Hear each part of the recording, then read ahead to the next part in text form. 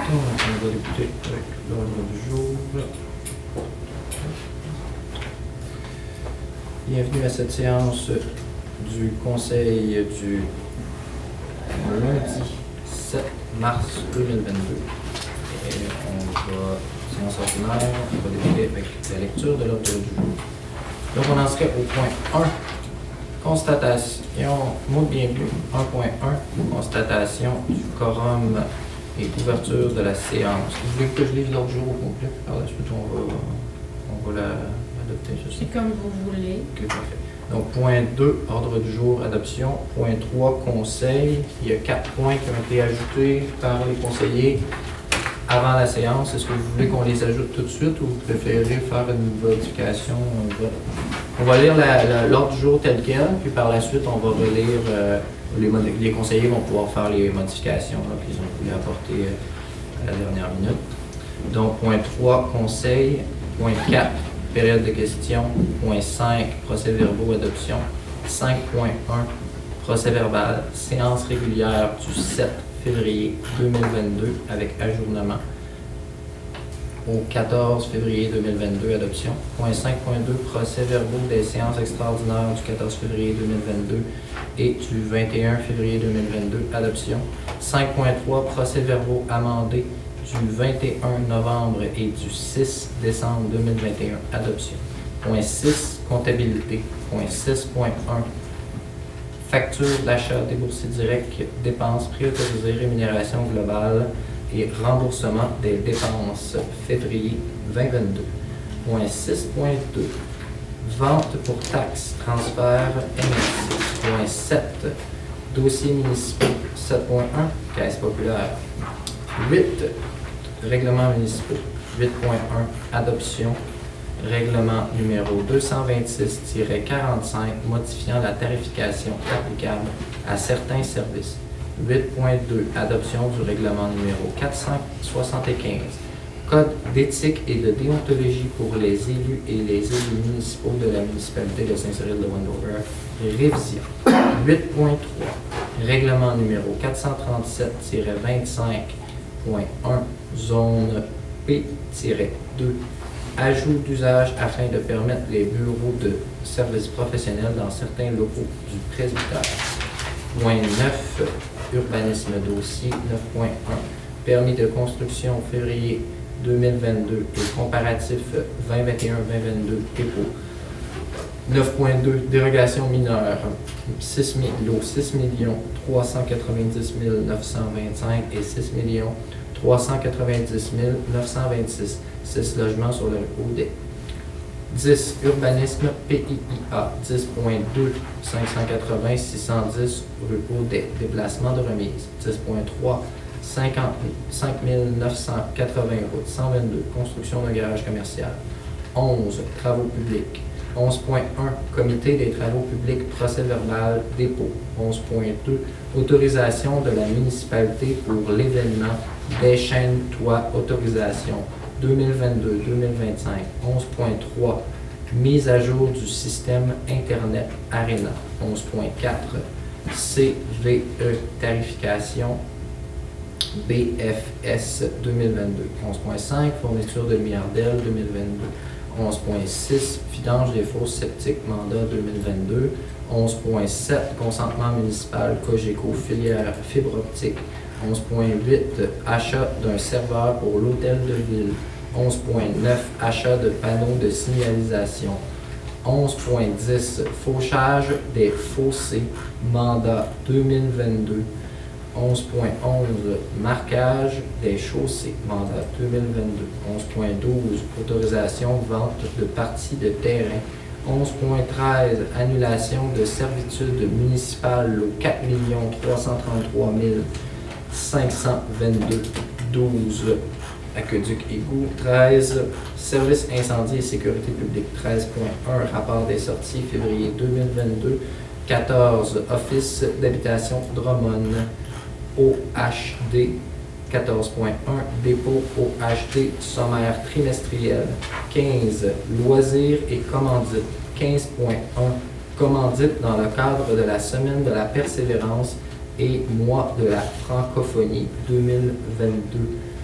15.2, autorisation de signature de contrat de sport Arena. 15.3, transfert des banques d'heures non utilisées dans les contrats. 16, certificat de disponibilité des crédits. 16.1, certificat de disponibilité C-05/22. 17, période de questions. 18, levée de l'Assemblée. Tu mérites un prix, ça. Donc, on en serait rendu à constatation du quorum, ouverture de la séance. Adopter l'autre jour et rajouter les points que vous n'avez pas mentionnés. Ah oui, c'est vrai. Modification de l'ordre du jour. Donc, il faudrait faire la... Ben, d'abord, je pense qu'il faut proposer l'ordre du jour. Ensuite, il faut proposer une modification. Oui. Oui. Donc, ça prend un proposeur pour l'ordre du jour tel quel. Puis ensuite, une personne qui va appuyer. Puis par la suite, on va faire une proposition d'amendement pour les points qui ont été ajoutés là, à la dernière minute. On adopte l'ordre du jour avec modification. Ouais. Oui. C'est ça. C'est ça. Donc, les points rajoutés. Il y a le 10.1, en tout cas, le 12 rue des Sureaux, qui a été oublié dans l'ordre du jour, mais qui est dans le PV du CCU. Après ça, dans le point 3, conseil, il y a 3.1, qui est vote de non-confiance des 6 conseillers municipaux contre le maire Éric Leroux. 3.2, mot du maire Éric Leroux dans le journal municipal Les Traits d'Union. 3.3, mot du maire Éric Leroux lors des séances du conseil municipal. 3.4, intervention du maire Éric Leroux dans les différents médias. C'est les points ajoutés à l'ordre du jour. Je propose avec les modifications. Je seconde.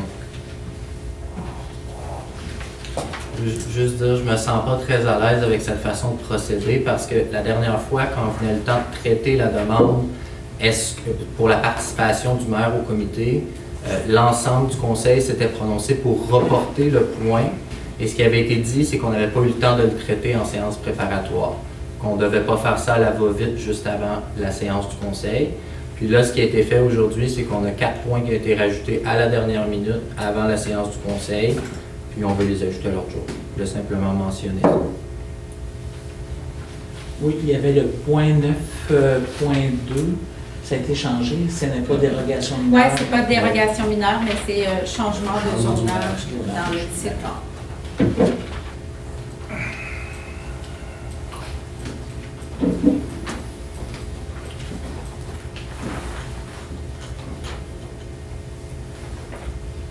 Donc, est-ce qu'il y avait de l'opposition concernant l'ordre du jour tel que modifié? Puis il y avait d'autres modifications à apporter?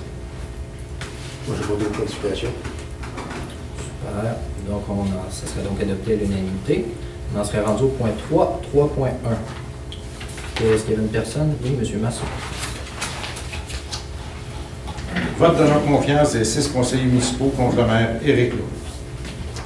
Considérant qu'une plainte contre le maire sera déposée à la Commission des affaires municipales du Québec, considérant que cette plainte est faite de façon unanime par les 6 conseillers dûment élus du conseil municipal de Saint-Cyril-de-Wendover, considérant que cette plainte regroupe plusieurs points concernant les façons de faire du maire dans la gestion des affaires municipales, de son non-respect des règles et des lois dûment établies par le ministère des Affaires municipales et de l'Habitation du Québec et de la municipalité de Saint-Cyril-de-Wendover, considérant que le maire fut rappelé à l'ordre à plusieurs reprises par les conseillers de la municipalité et que le maire a fait fi de ces rappels à l'ordre, considérant que le maire a suivi, comme tous les autres membres du conseil, des formations auprès de l'Union des municipalités du Québec, l'UMQ, précisant le rôle et les responsabilités de chacun des élus selon sa fonction au sein du conseil municipal.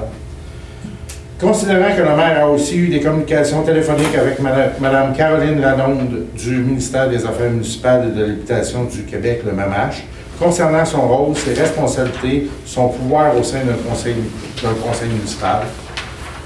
Considérant les différentes formations reçues, les différents rappels à l'ordre faits par les autres membres du Conseil et les communications qu'il a eues avec le ministère des Affaires municipales et de l'Habitation, le MAMACH, le maire ne peut invoquer le manque de formation, d'information ou même son inexpérience pour justifier sa façon d'agir. Considérant que les membres du Conseil lui ont fait part de ces récriminations de manière écrite au préalable, considérant que les 6 conseillers lui ont demandé de façon unanime de démissionner de son poste de maire avant d'entreprendre quelque démarche que ce soit. Sur proposition de Sylvain Masson, il est résolu qu'un vote de non-confiance à l'égard du maire soit tenu en séance tenante, que le résultat de ce vote soit rendu public via les différents médias ainsi que dans la prochaine édition du bulletin municipal de Trait d'Union. Je propose le vote. On a un appuyant. Madame Jantès appuie.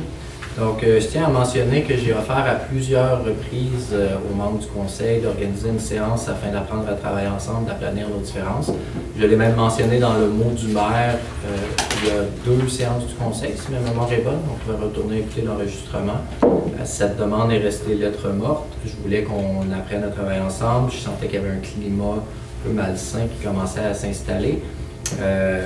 En aucun moment, les membres du conseil, il y a 3 personnes qui ont répondu, dont moi, qui ont répondu à cette demande-là. Donc, il y a seulement 2 des 6 conseillères qui ont répondu à la demande pour vouloir travailler ensemble puis aplanir nos différences.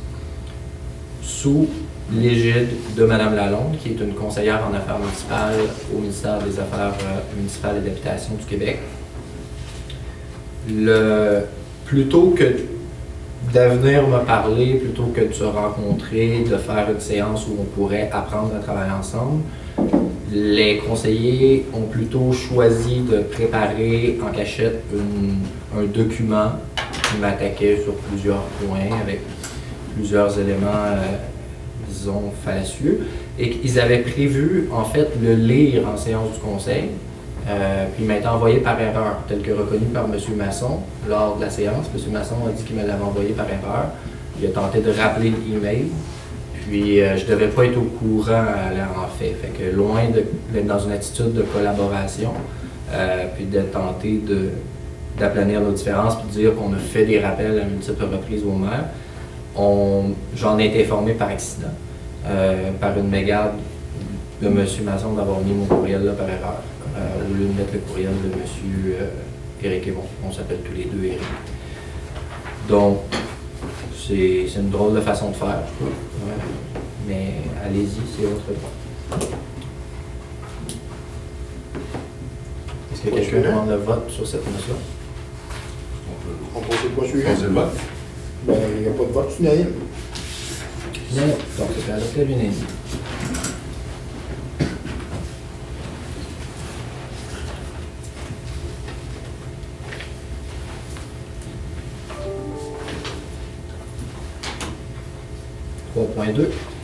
Mot du maire Éric Leroux dans le journal municipal, Trait d'Union. Est-ce que c'est M. Masson aussi?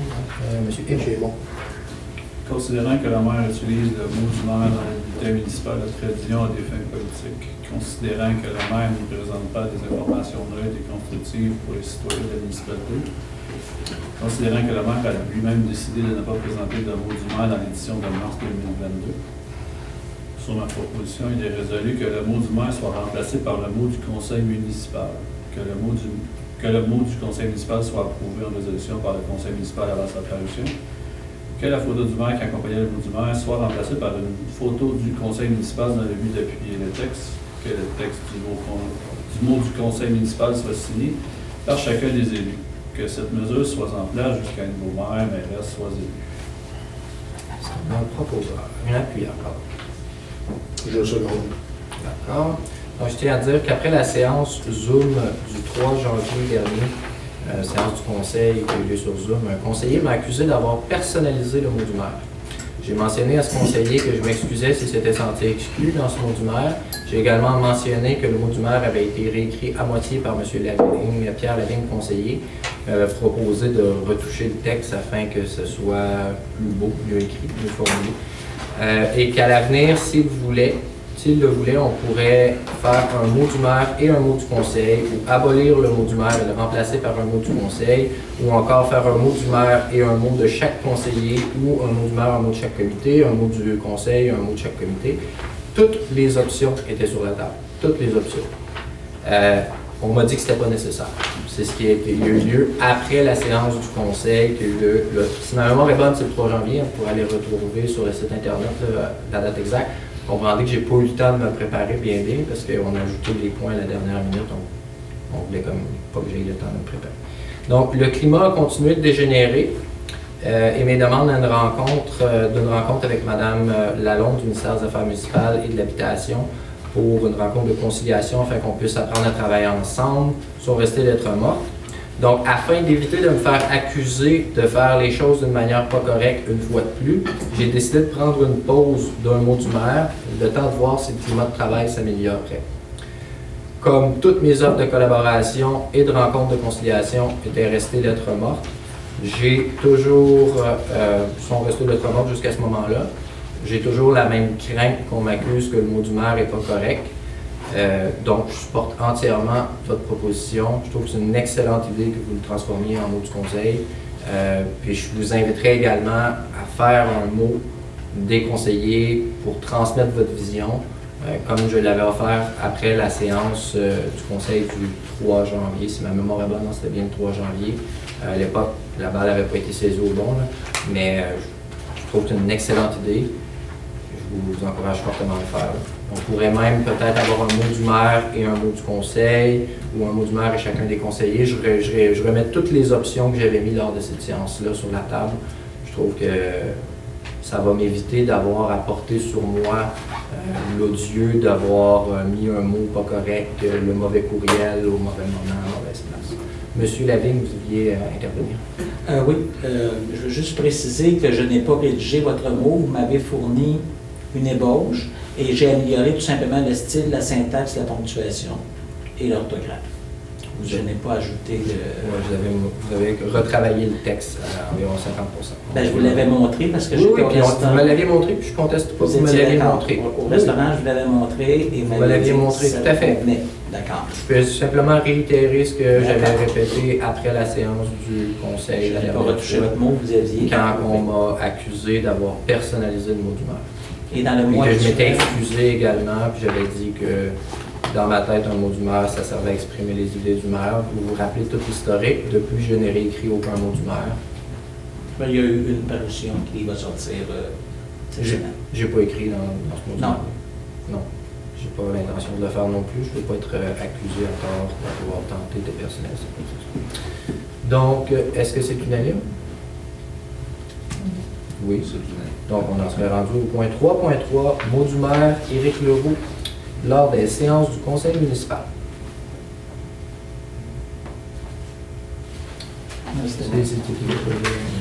Considérant que le maire utilise le mot du maire lors des séances du conseil municipal à des fins politiques, considérant que le maire n'y présente pas des informations neutres et constructives pour les citoyens de la municipalité, je propose que le mot du maire, ici au conseil, soit remplacé par le mot du conseil municipal.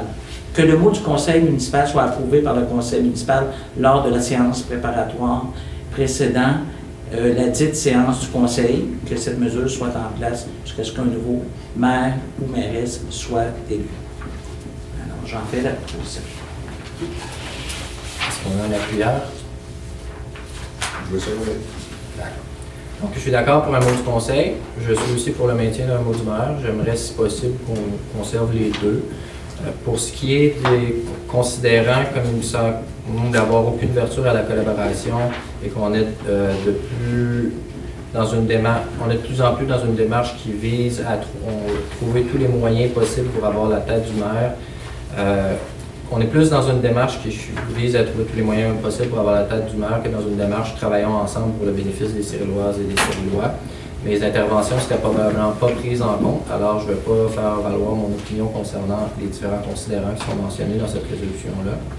Mais je vous inviterai, si vous êtes d'accord, à ce qu'on ait une formule hybride, un mot du conseil, un mot du maire. Si légalement c'est possible de le faire, là, je tiens à vous dire que je n'ai pas des années d'expérience en politique comme certains autour de la table ici ce soir.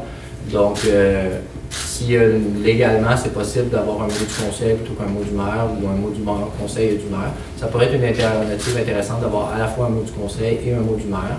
L'opposition, comme vous avez pu constater, chers citoyens et citoyennes, on a une opposition puis un maire qui est minoritaire. Donc, l'opposition aurait sa tribune pour s'exprimer, puis le maire aurait sa tribune pour s'exprimer. Je crois que ce serait juste que les deux aient leur tribune, puis ça me satisferait pleinement. Est-ce que vous êtes d'accord avec cette proposition d'amendement? Monsieur Aymon. Oui, il faut se faire que les deux aient le droit de parole. Parfait. Monsieur Payet. On va aller pour assurer que...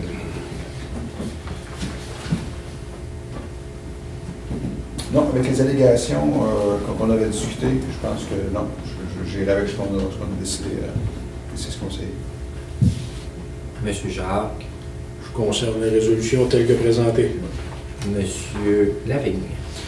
Le mot du conseil, jusqu'à ce que je peux lire là, vous êtes dans le conseil.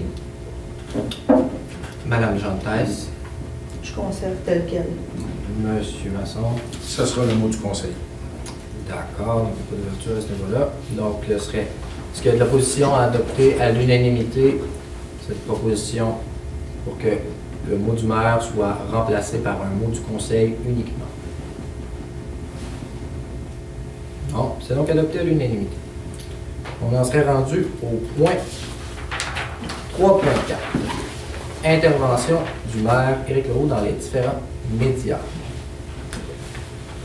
Considérant que le maire utilise les différents médias publics à des fins politiques, considérant que les informations transmises aux médias ne reflètent pas les décisions et les orientations du conseil municipal, mais plutôt les positions unilatérales et l'idéologie du maire, considérant que le maire n'y présente pas d'informations complètes, neutres et constructives pour les citoyens de la municipalité et des environs, et qu'une forme de désinformation y est faite sur certains des nombreux projets d'infrastructure à venir, considérant que le maire se sert de cette tribune pour faire de la désinformation sur l'opinion des autres membres du conseil, considérant que le maire se sert de cette tribune pour discréditer les autres membres du conseil sous prétexte que ces derniers ont été élus par acclamation aux dernières élections, et ce suite à plusieurs mandats consécutifs à titre de conseiller municipal à Saint-Cyril de Wendover, considérant que le maire utilise les différentes plateformes de communication pour diriger intentionnellement l'opinion des citoyens vers des avenues injustifiées, je fais la proposition qu'il soit résolu que le maire n'ait plus l'autorité morale de s'adresser aux différents médias,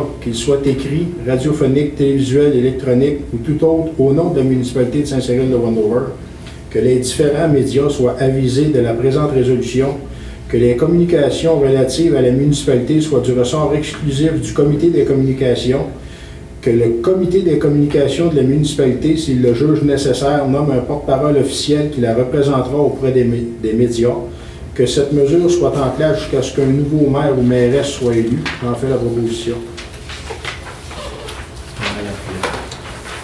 Je seconde. Donc, moi j'ai un malaise avec cette proposition-là parce que lundi dernier, quand je vous ai proposé qu'on se donne 3 mois pour travailler, pour voir si on était capable de travailler ensemble avant d'engranger 35 000 $ aux frais des citoyens pour organiser une nouvelle élection générale, j'ai proposé que vous me donniez des points à dire aux journalistes et même de m'en tenir un texte que vous auriez rédigé à l'avance avant de communiquer avec les journalistes. Mardi, j'ai écrit à l'ensemble des élus afin de demander s'il y avait des choses qu'ils voulaient que je mentionne lors d'une entrevue à venir, car j'avais eu une demande d'entrevue. J'ai obtenu aucune réponse.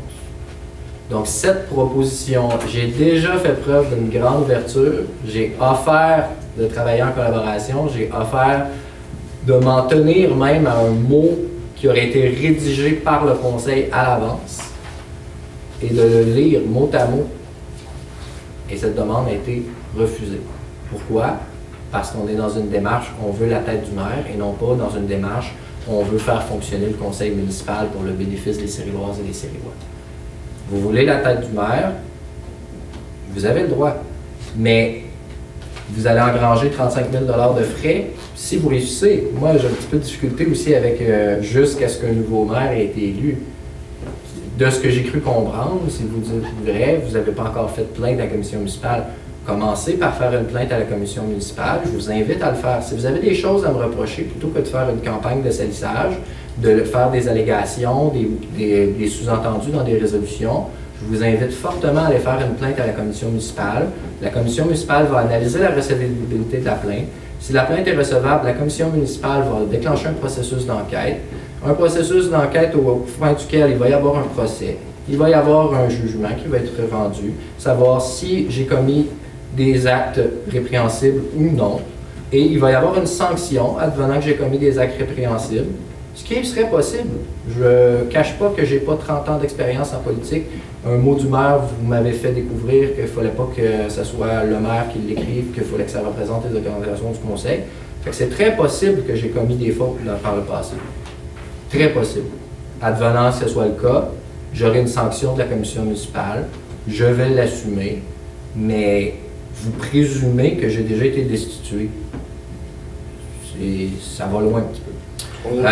Autre chose que j'aimerais On n'a jamais rien présumé de ça. Là, vous nous mettez des mots dans la bouche qu'on n'a jamais prononcés. Je vais juste terminer, M. Je veux Masson, bien, mais, puis après, je vais vous laisser la faire parole, si attention vous à ce permettez. que vous dites comme propos. Donc, c'est le rôle d'un... Puis comme je vous disais la dernière fois, quand vous avez fait une résolution, vous vous rappelez, il y a 2 séances, 2 ou 3 séances, quand vous avez de la même façon, M. Jacques avait apporté, là cette fois c'est M. Masson, la dernière fois c'était M. Jacques qui avait apporté, juste avant la séance, j'avais demandé en préparatoire à ce que les points soient lus, il ne voulait pas les partager en préparatoire, pas que j'aie le temps de me préparer, puis d'avoir une réponse. Il avait fait ajouter 4 résolutions, la journée où j'étais malade de la maison avec la COVID, puis il y avait il y avait un point qui disait faudrait que le maire demande la permission, obtienne une résolution du conseil avant de parler à un intervenant. Ça n'était pas formulé exactement comme ça, là, chers citoyens et citoyennes, je vous invite à aller réécouter la séance, mais ça ressemblait grosso modo à ça. Puis je vous avais dit, ben, vous pouvez aussi voter que la terre est plate si vous voulez, mais elle sera pas moins ronde. Ben, c'est un peu le même principe. Le rôle d'un maire, c'est de représenter la municipalité et c'est d'en faire aussi la représentation auprès des médias. Là, je comprends de ça que vous voulez peut-être vous parler en tant que conseil aux médias, là, je serais clarifié. Moi, j'ai pas de problème, vous pouvez leur parler, je pense qu'en tant qu'individu, vous avez le droit de le faire. Mais je pense pas que ça ait beaucoup de valeur légale. C'est un peu comme si vous disiez le réchauffement climatique n'existe pas, vous pouvez voter une résolution, mais je pense pas que ça ait une valeur légale, que le réchauffement climatique va s'arrêter parce que vous venez de voter que le réchauffement climatique n'existait plus. Donc, j'ai un petit peu de difficulté avec la façon que c'est fait, plutôt que d'être dans un climat de collaboration, d'être à la dernière minute, de sortir des résolutions de nulle part, de refuser les demandes de conciliation avec Mme Lalonde, de ne pas venir en parler personnellement. Mais bon, je comprends que c'est vers là que vous voulez aller, fait que c'est bon. Monsieur Masson, puis je tiens à dire, non, qu'est-ce qui me fait dire que je présume, c'est juste qu'à ce qu'un nouveau maire ait été élu. Ça présume un peu que je vais être destitué ou que je vais céder aux pressions là, qui cherchent à me faire démissionner. Ça peut être dans 4 ans aussi. Hein? Ça peut être dans 4 ans. Ça peut être très bien dans 4 ans. Ah, ça peut être dans 4 ans, d'accord. J'avais peut-être mal perçu. Vous interprétez encore. J'avais mal perçu. Je suis vraiment désolé, M. Masson, si j'ai mal perçu votre message, là, c'était vraiment pas mon intention. C'est juste qu'avec le contexte, vous comprenez, le email que j'ai reçu par accident en fin de semaine, qu'il y avait toute une stratégie pour faire des sorties médiatiques, pour comme m'inciter à démissionner, suivi de lundi votre demande commune de ce que je démissionne, ben, j'ai cru que vous vouliez vous en aller vers ce que je démissionne, que je me fasse destituer. Je suis vraiment désolé pour ça. Là. C'est loin de moi mon intention de présumer quoi que ce soit. Là. Je me basais peut-être sur des brides de faits, là, puis j'ai mal analysé la situation. Toutes mes excuses. Donc, on peut pas. Est-ce qu'il y a d'autres interventions sur cette résolution-là? Non, je ne veux pas qu'on étire la séance du conseil, les résolutions ont été Moi, j'ai juste un dernier point pour faire résumé de tout ce que M. le maire a expliqué, considérant les demandes de bonne foi, d'apprendre à travailler ensemble. Je vais juste rappeler le 3.1, le vote de non-confiance, le 4e considérant. Considérant que le maire fut rappelé à l'ordre à plusieurs reprises par les conseillers de la municipalité et que le maire fut fait de ses rappels à l'ordre, ce qui amène le vote de non-confiance. Fait que le vote de non-confiance vient expliquer l'ensemble des mesures qu'on vient de prendre ce soir. C'est tout ce que j'ai à dire. Merci. Est-ce que je pourrais avoir les dates que j'ai eu les rappels à l'ordre, l'objet des rappels à l'ordre, puis le retour que vous en avez eu de ma part? Est-ce que vous m'avez fait des rappels à l'ordre, puis j'ai dit, il n'y en a pas question, est-ce que j'avais une attitude qui manquait de collaboration? Je vais juste rappeler la dernière séance, quand on avait discuté en préparatoire de la démission de Mme Cardin. On avait dit qu'on attendait la séance régulière pour le mentionner, et dans le mot du maire, vous l'avez envoyé là. C'est pas plus tard qu'à la dernière rencontre qu'on a eue. Fait que ça prouve que... Et voilà. Donc, ce serait adopté à l'unanimité. Oui, monsieur le maire. Merci beaucoup, monsieur.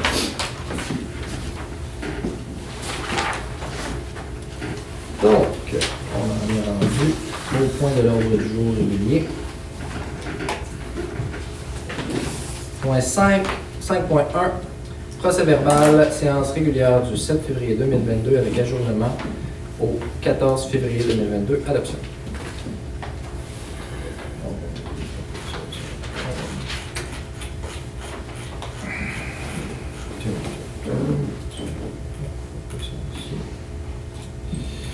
C'était Mme Jean-Thèse. Il est résolu d'adopter le procès verbal du 7 février 2022 ajourné et du 14 février 2022 avec ajournement tel que déposé. J'en fais la proposition.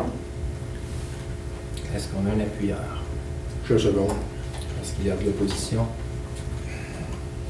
C'est donc adopté à l'unanimité. 5.2. Monsieur David.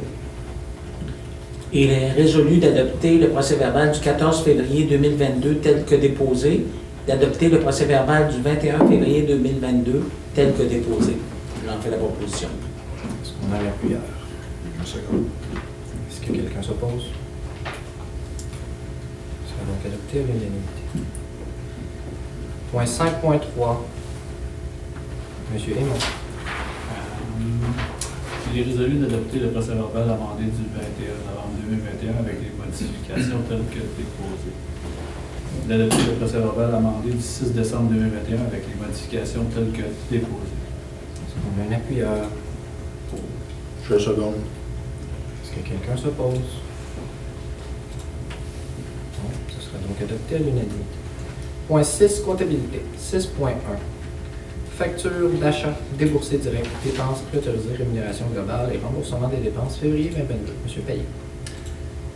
Sur ma proposition, il est résolu d'approuver les factures d'achat, les déboursés directs, les dépenses préautorisées, la rémunération globale et le remboursement des dépenses du mois de février 2022, et ce pour le montant suivant. Facture d'achat février 2022 de 369 460,28. Les déboursés directs de février 2022, 9 477,15. Les dépenses préautorisées de 18 410,06 $. Rémunération globale, 100 856,35 $. Et remboursement de kilomètres de 0 $ pour un total de 498 203,84 $.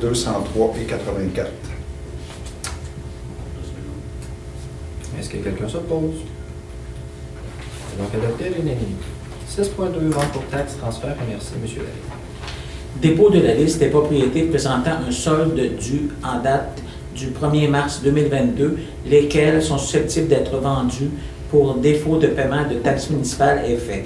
Considérant l'énoncé de la résolution municipale numéro 5932.02.22 concernant les procédures à entreprendre dans le dossier des ventes pour taxes, considérant les avis donnés aux propriétaires concernés par envoi recommandé, considérant l'énoncé de l'article 3.2.1 du règlement numéro 226, fixant le taux d'intérêt applicable à 18 %, je propose de transmettre à la MRC de Drummond, le 9 mars 2022, au plus tard, les dossiers présentant un solde de taxes dû au 31 décembre 2021 et qui n'auront pas été acquittés. De demander à la MRC de procéder à la vente des dites propriétés, d'indiquer à la MRC de Drummond que le taux d'intérêt applicable aux arrérages de taxes est de 18 %, de mandater la directrice générale ou le greffier à titre de représentant municipal lors de la vente pour taxes et d'autoriser, le cas échéant, ces derniers à enchérir au nom de la municipalité et à acquérir les immeubles qui ne trouveront pas de preneur, d'établir la mise de fonds minimale pour chaque propriété à vendre à la valeur des taxes dues, plus les frais encourus pour la mise en vente. J'en fais la proposition. Est-ce qu'on a un appuyeur? je le sais non, mais est-ce qu'il en restait? Parce qu'on n'a pas de pièces jointes. On n'a pas les pièces On a Non, pas il y a pièces. une pièce jointe. Ah non, on l'avait pas mis. Oui, il y en avait, Ah oui. une douzaine. OK. Juste pour le bénéfice des citoyens, là, quand on dit d'autoriser la municipalité à enchérir, en général, c'est pour que le montant ne soit pas inférieur à ce qui est dû à la municipalité. Donc, supposons qu'il est dû 572,26 $ à la municipalité avec les frais. Donc, et les pénalités, ben, il y a une personne qui représente la municipalité qui va dire, ben, moi, je commence l'encan à 572,26. Puis, pour éviter qu'une personne, sinon, se présente là, puis dise, achète un terrain, mettons, pour $1 ou 10 $ alors qu'il fait 1 000 $ de taxes à la municipalité, par exemple. Donc, c'est pas la municipalité là, qui va se mettre à acheter des terrains. Je vous rassure. Donc, on en serait. Est-ce qu'il y avait de l'opposition? Non, c'est donc adopté à l'unanimité. Point 7, dossiers municipaux. 7.1, caisse populaire. Monsieur Masson. Considérant le départ de Mme Éliane Cardin, considérant l'énoncé de la résolution municipale 5947.02.22 confirmant la nomination de Mme Lynne Rivard à titre de directrice générale et greffière trésorière par intérim, sur ma proposition, il est résolu de révoquer l'autorisation donnée à Mme Éliane Cardin pour agir comme représentante de la municipalité et pour signer au nom de cette dernière les chèques, les traites bancaires, les autres documents demandés par la Caisse populaire, d'autoriser Mme Lynne Rivard à agir comme représentante de la municipalité et signer pour et au nom de cette dernière les chèques ou traites bancaires et autres documents, et ce, selon les termes et conditions précisés dans le document administratif fourni par la Caisse populaire, d'autoriser le maire ou le maire suppléant et la direction générale à signer pour et au nom de la municipalité les documents inhérents au dossier. Donc, j'en fais une proposition. Est-ce qu'il y a de l'opposition? Non, c'est donc adopté à l'unanimité. On serait rendu au point 8, règlements municipaux. 8.1, adoption règlement numéro 226-45, modifiant la tarification applicable à certains services. Monsieur Payet. Conformément aux dispositions de l'article 445 du Code municipal, présentation pour adoption du règlement 226-45, lequel a pour objet d'adopter la tarification applicable à certains services de la municipalité de Saint-Cyril de Wendover. Une copie est remise aux membres du Conseil. Donc, sur ma proposition, il est résolu d'adopter tel que présenté le règlement 226-45, modifiant la tarification applicable, je vais en deux fois, là, certains services pour l'année 2022. Est-ce qu'on veut un appuyeur? Est-ce que je pourrais poser des questions Je sais pas. comme citoyen? C'est à la fin. Il va y avoir une période de Il y questions. a une période de questions à la fin. Prenez-la bien en note. Oui, oui. Pas l'oublier des fois. Donc, est-ce qu'on avait un appuyeur? Appuie. Est-ce que quelqu'un s'oppose à l'adoption? Non. C'est donc adopté à l'unanimité. On serait rendu au point 8.2. Adoption du règlement numéro 475. Code d'éthique et de déontologie pour les élus et les élus municipaux de la municipalité de Saint-Cyril de Wendover. Révision. Monsieur Jacques. Conformément aux dispositions de l'article 445 du Code municipal, présentation du projet de règlement 475, lequel a pour objet de réviser le Code d'éthique et de déontologie des élus et élus municipaux de la municipalité de Saint-Cyril de Wendover, copie remise aux membres du Conseil. Il est résolu d'adopter tel que présenté le règlement numéro 475 sur le Code d'éthique et de déontologie pour les élus et les élus municipaux de Saint-Cyril de Wendover. Ça, c'est juste les modifications que le gouvernement a apportées. Celle-là, ben oui, en C'est les fond, nouvelles c'est modifications les que le gouvernement a modifications apportées. de la OK. loi. C'est bon, j'en fais proposition. Est-ce qu'on a un appuyeur?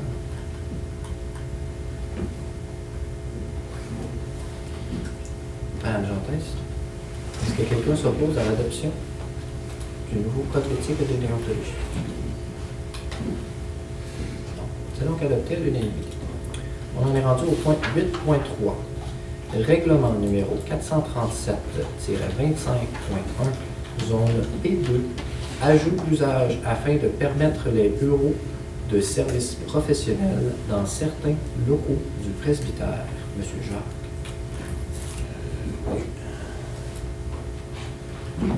J'ai dit 8.2, mais c'est 8.3.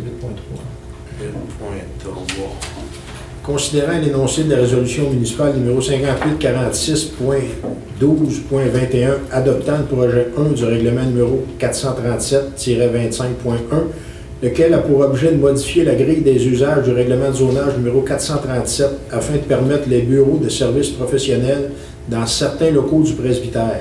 Considérant l'énoncé de la résolution municipale numéro 5088.06.20, lequel prévoit la possibilité de tenir des consultations publiques écrites dans le cadre du processus d'adoption de règlements municipaux pendant la période d'état d'urgence sanitaire causée par la COVID-19, considérant les résultats des consultations publiques écrites tenues du 29 décembre 2021 au 17 janvier 2022, dont nous avons eu copie, il est résolu d'adopter tel que présenté le projet de règlement numéro 437-25.1, lequel a pour objet de modifier la grille des usages du règlement de zonage numéro 437 afin de permettre les bureaux de services professionnels dans certains locaux du presbytère de soumettre le règlement au processus d'approbation référendaire. J'en fais proposition.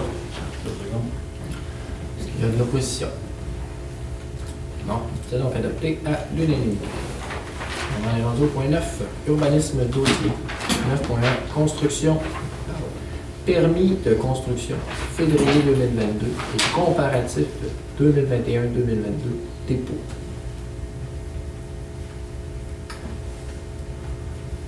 Est-ce que c'est vous qui... C'est juste un dépôt à ce moment-là. Donc, c'est bon. Dépôt de la liste de permis de construction émis pour le mois de février 2022 et comparatif avec l'année 2021 pour la même période est fait. Les copies sont remises au conseil pour être rendues accessibles à tous. 9.2. Dérogation mineure. Juste un instant, on l'a modifié, c'est demande de changement de zonage. Ah oui, pardon. Demande de changement de zonage. Lot 6 390 925 et 6 390 926, 6 logements sur la rue Audet. Monsieur Larry.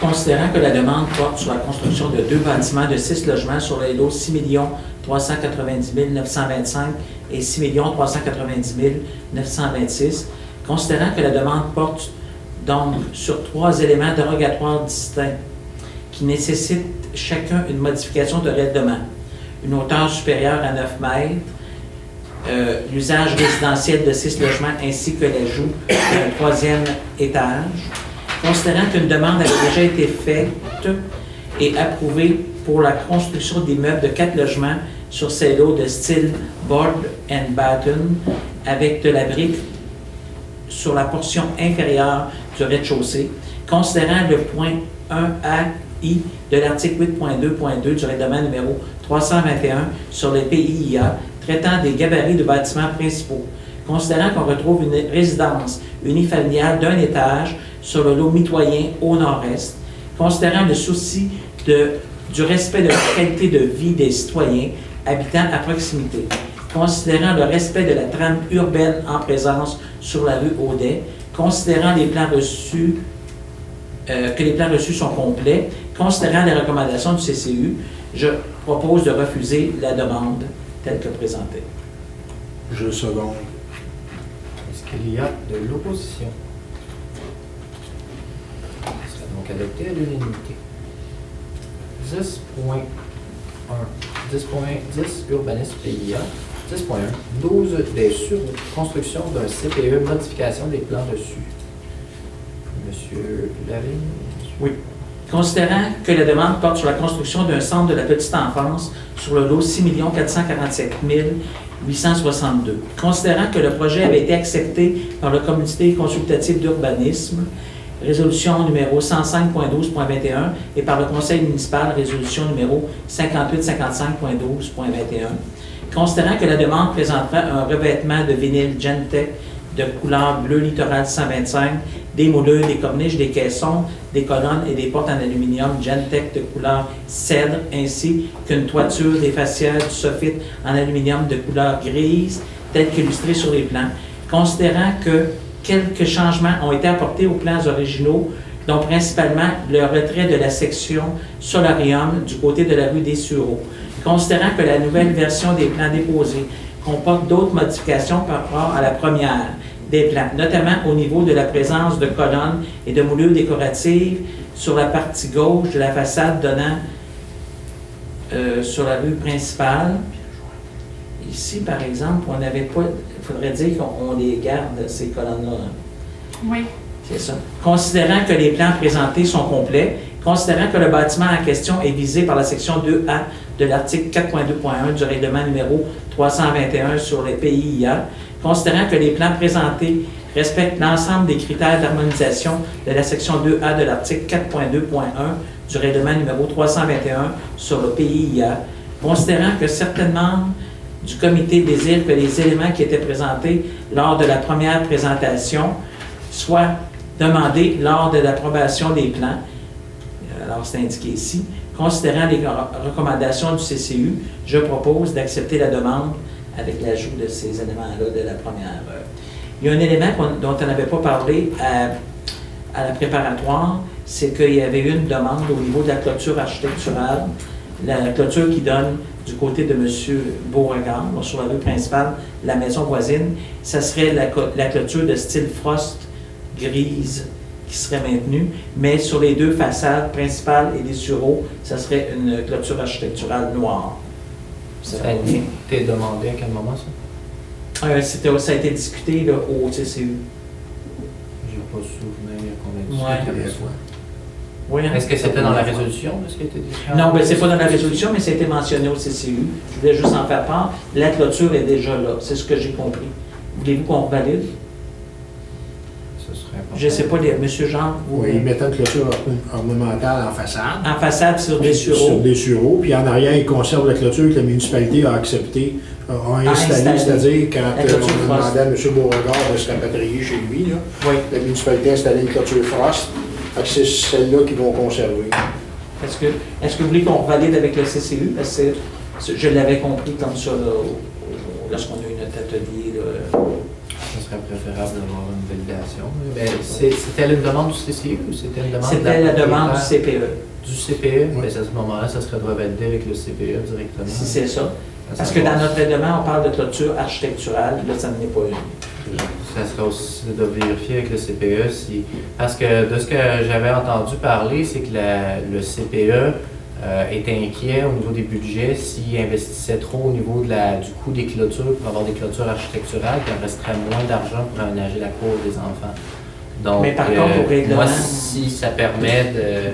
Parce qu'il y a différents types aussi de clôtures architecturales. Il peut y avoir des clôtures architecturales à un coût X, puis il peut y avoir des clôtures architecturales à un coût 5X. Bien, c'est à ce moment-là, ça fait que parce qu'on a mis une très, très, très belle clôture, il reste presque plus d'argent pour aménager l'espace de jeu des enfants. Je me sentirais pas très à l'aise, donc il faudrait vérifier avec le CPE, selon moi. En fait, non, parce qu'au règlement, c'était conforme. Ce qu'ils ont présenté, c'était juste une parenthèse, ce qui avait été présenté sur des sureaux et principales, c'était conforme. Okay. C'est simplement la clôture Frost qui avait été installée par la municipalité. On n'ouvrira pas le débat. Est-ce que c'est socialement acceptable, financièrement acceptable? C'était conforme au règlement. C'est l'autre clôture, tout simplement. C'est la précision que je voulais apporter. C'est ce qui a été présenté à nous, c'est comme ça. D'accord. Merci. Donc, on en serait rendu. Est-ce qu'il y avait un appuyeur? Oui, selon. Est-ce qu'il y a de l'opposition? On en est rendu au point 10.2, 580-610 au déplacement de remise. M. Jacques. Considérant que la demande porte sur la construction d'une remise sur le lot numéro 4 333 490, considérant que l'implantation proposée est conforme au règlement de zonage numéro 437, considérant que le revêtement de la remise sera en fibrociment de marque Canexel de couleur gris-loup, que dans le même style que le bâtiment principal ou un équivalent, considérant que les plans respectent les critères d'harmonisation de la section 3A de l'article 8.2.2 du règlement numéro 321 sur les PIA, considérant la recommandation du CCU, je propose qu'il soit résolu d'accepter la demande telle que présentée.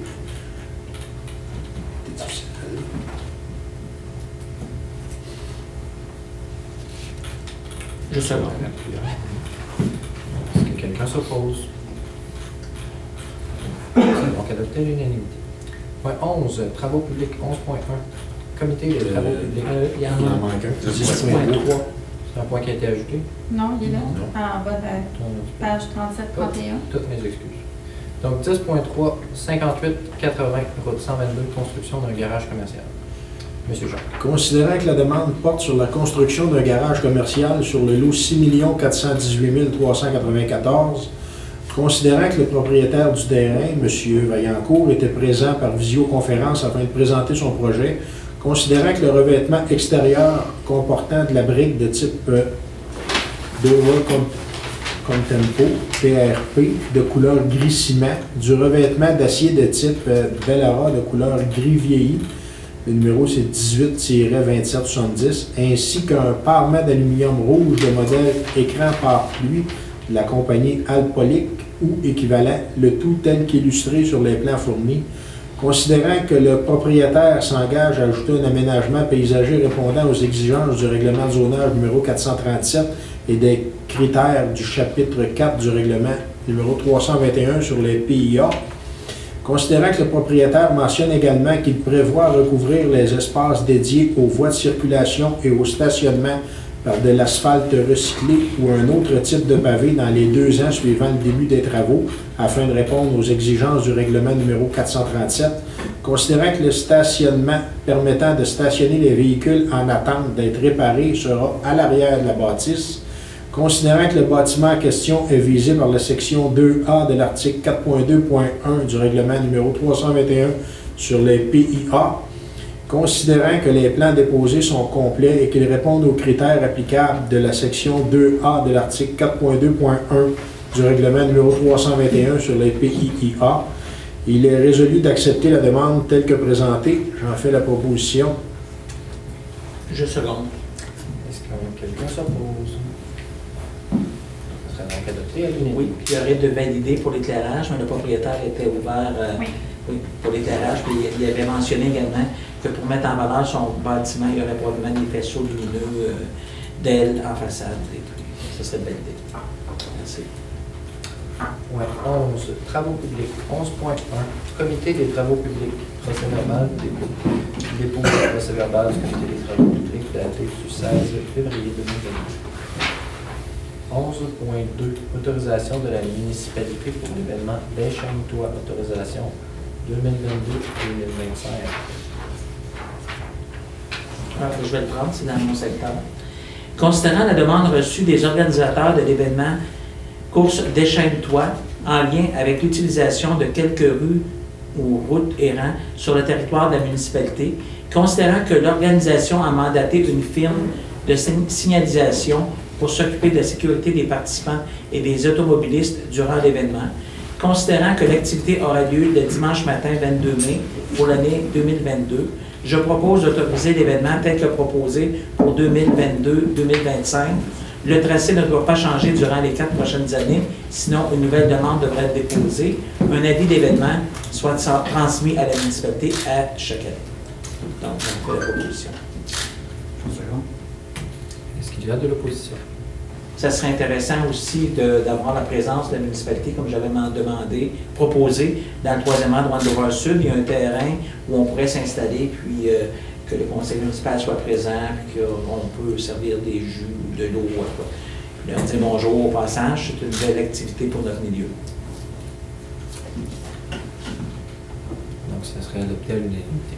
11.3. Mise à jour du système Internet Arena. M. Jacques. Considérant les informations fournies par le directeur des travaux publics au sujet du mauvais fonctionnement du système de distribution du Wi-Fi à l'intérieur de l'Arena, considérant que la fourniture du service Internet par Cogeco répond aux besoins de l'Arena, mais que le Wi-Fi doit être transmis dans la totalité de l'espace intérieur, considérant l'offre de service de l'entreprise Installation DM, SENC, considérant le certificat de disponibilité des crédits C-05/22 émis, il est résolu d'autoriser le directeur des travaux publics, M. François Larose, à signer l'entente de service pour l'achat de la fourniture et l'installation d'équipements de distribution du Wi-Fi au montant de 1157,14 taxes incluses. En fait la proposition. Je l'appuie. Est-ce que quelqu'un s'oppose? Adopté à l'unanimité. Point 11.4. CBE tarification BFS 2022. Monsieur Jacques. Considérant la vérification effectuée par le directeur des travaux publics en lien avec l'augmentation des coûts d'opération du centre de valorisation des eaux, considérant la tarification proposée de 20 et 10 pour chaque mètre cube disposé au centre de valorisation des eaux par les entrepreneurs, considérant les recommandations du comité des travaux publics, il est résolu d'établir la tarification pour l'année 2022 à 20 et 10 par mètre cube, de réévaluer la tarification lorsque le bilan financier de l'année 2021 sera déposé. J'en fais proposition. Je second.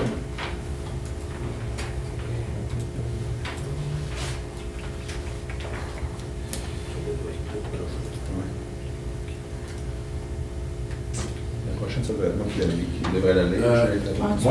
Moi, j'ai une question par rapport au dernier point. On fait une tarification qui est exactement la même que ce qu'on estime être les coûts. On n'a aucune marge de manœuvre à nulle part. Un petit peu, je vais relire. Si on s'est trompé dans nos calculs de coûts, on mange de l'argent, c'est sûr. Non, je pense pas qu'on mange l'argent. Vous comprenez ce que je veux dire? Je ne comprends pas qu'il n'y ait pas une différence entre ce que ça nous coûte et le prix qu'on facture. Non, on l'a majoré. Si vous allez voir la pièce jointe, là, ça a été majoré. En 2021, c'était 19,50. On a majoré à 20 et 10. Si la résolution, peut-être qu'il y a quelque chose qui ne va pas, là. Mais si vous allez voir la pièce jointe, là, 2021, c'était 19 et 10. Oui. Puis 2022, on s'en va à 20 et 10. C'est quelle pièce jointe? Non, mais ce que M. Masson veut dire, c'est qu'on n'a pas de marge, on se met pas de marge de profit. Est-ce que je comprends bien, M. Ben, on peut le voir de cette façon-là, mais... Marge d'erreur. Donc, si jamais on peut mal estimer les coûts, puis que finalement, ça nous coûte 20 et 80, ben on est à 20 et 10. Fait qu'on On a une convention collective à négocier, je sais pas là. Il faut aussi voir, par exemple, si on reste compétitif, parce qu'il y a quand même des alternatives. Là, le Vecteur 5 qui offre des services aussi, mais je ne serais pas contre nécessairement le fait d'avoir une certaine marge de profit si on demeure compétitif. On pourrait peut-être le mettre dans la résolution qu'on laisse le soin au directeur des travaux publics dans une marge de manœuvre de peut-être un plus ou moins 5% aussi pour demeurer compétitif, parce que c'est quand même très contraignant comme cadre. Lui, s'il arrive, puis il y a quelqu'un qui voudrait bien faire affaire avec Saint-Cyril, mais qu'on est 10 cents trop cher, là, il est contraint d'y appliquer le prix. Là. Il n'y a pas de marge de manœuvre. Mais dans la résolution, là, c'est écrit de réévaluer la tarification lorsque le bilan financier 2021 sera déposé. On mentionne dedans qu'on lui donne une marge de jeu. Ben, ça dit qu'on va réévaluer, mais... Le bilan financier devrait arriver autour du mois de mai. Là, il doit être vérifié. Fait que le temps qu'on les reçoive, il va probablement faire un ajustement en fonction du prix qu'il a calculé.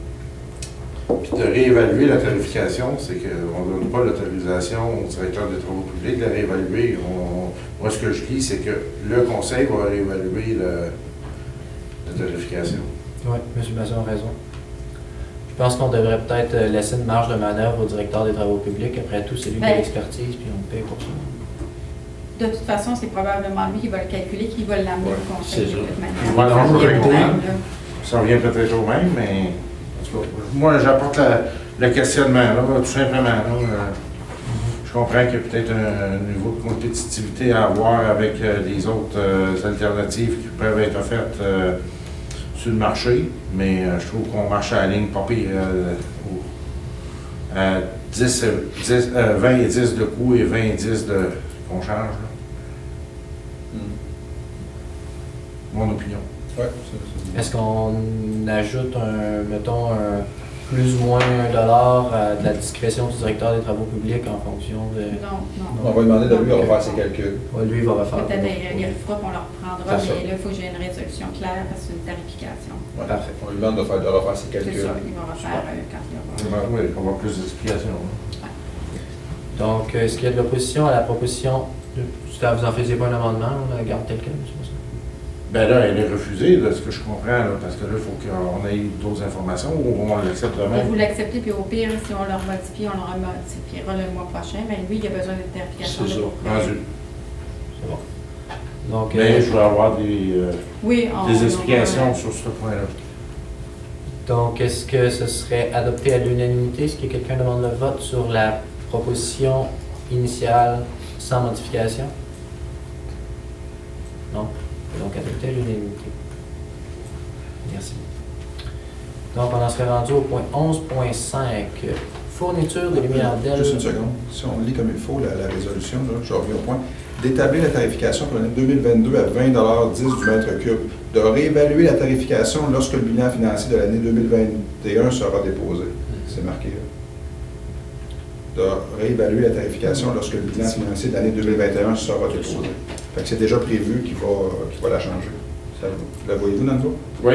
Fait que s'il est plus bas, il va probablement refaire une résolution. C'est ça. pour un Fait que je viens de réaliser qu'il est déjà prévu qu'il met à 20,10 pour l'instant, puis quand il va avoir déposé le vrai bilan officiel de 2021, il va nous la faire, il va nous la modifier. Fait que Mais ça n'explique pas pourquoi que ça nous coûte 20,10 puis qu'on charge 20,10. non, mais aujourd'hui, il charge 20,10. De réévaluer la tarification lorsque le bilan financier de 2021 Est-ce que va être déposé. Ça, on comprend. Ce que M. Masson veut dire, c'est pourquoi pas avoir une marge de. On gère un service, on offre un service, pourquoi pas se prendre une marge en tant que municipalité. Cette marge-là, elle pourrait peut-être éventuellement servir à financer d'autres services ou avoir des taxes moins élevées pour nos citoyens et citoyennes. OK. Donc, il y a quand même une question si on offre le service à d'autres municipalités. Je ne pense pas qu'on puisse dégager un profit. Par contre, ça serait à vérifier. Là. Légalement, on ne peut pas dégager un profit. Par contre, il faut juste s'assurer qu'on a calculé l'ensemble des coûts, dont les frais de gestion de projet. Il y a de quoi qu'on a mal lu, là. Ça dit considérant la tarification proposée 20,10. C'est pas, ça ne parle pas nécessairement que le coûtant est à 20,10. Non, c'est ça. Puis il propose ça pour 2022, mais quand il va avoir fini son bilan de 2021, comment ça lui a coûté, il va peut-être revenir avec quelque chose d'autre. C'est ça qu'il nous dit. Fait que, si je comprends, son travail, il l'a bien fait. Il nous donne un montant de base, mais il va nous l'ajuster selon ce que ça va avoir coûté. Il va sûrement prendre une marge, mais on verra quand il nous le présentera si effectivement il n'y a pas un grand enjeu. On a un petit tape de vitesse pour qu'il. Ouais, c'est ça. Donc, ce serait adopté à l'unanimité tel quel. On serait rendu au point 11.5, fourniture des lumières de rue d'El 2022, M. Aymon. C'est moi qui vais la lire. Ah, Ça ne me dérange pas. Oui. Des voileries. Attendez, on va pouvoir regarder ces galeries. Considérant les démarches entreprises pour la transformation de la technologie d'éclairage et lumière de rue sur le territoire, considérant les résultats d'ouverture des soumissions faites le 23 février 2022, considérant que Électrosystème est la soumissionnaire ayant obtenu le meilleur prix suite aux évaluations de soumission, considérant que le budget de 2022 prévoit un montant de 20 000 $, considérant que le certificat de disponibilité des crédits C05-22 émis, je propose d'octroyer le mandat au plus bas soumissionnaire, soit Électrosystème, au montant de 19 964,95 $, taxes incluses. Le cas échéant, d'autoriser la mairesse ou le maire suppléant et la directrice générale ou le directeur des travaux publics à signer pour et au nom de la municipalité les documents inhérents au dossier. Je seconde. Est-ce que quelqu'un demande le vote? Non, c'est donc adopté à l'unanimité. 11.7, consentement municipal Cogeco fibre optique. M. Aymon. 11.6, ça va. Attends un petit peu, moi je sens. On est rendu au septique. Je voulais descendre plus vite. 11.6, vidange de fosse septique, mandat 2022. Monsieur Aymon. Considérant les résultats de l'ouverture des soumissions faites le 21 février 2022, considérant que EBI Envirotech Incorporé, la soumissionnaire ayant obtenu le meilleur prix suite aux évaluations de soumission, considérant le certificat de disponibilité des crédits C522 émis, il est résolu d'octroyer le mandat de vidange des fosses septiques pour l'année 2022 à EBI Envirotech Incorporé au montant de 94 723,19 $, taxes incluses.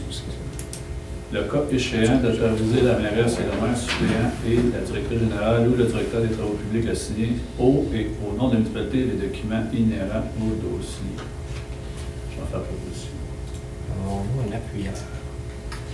Oui, je seconde. Est-ce que quelqu'un demande le vote?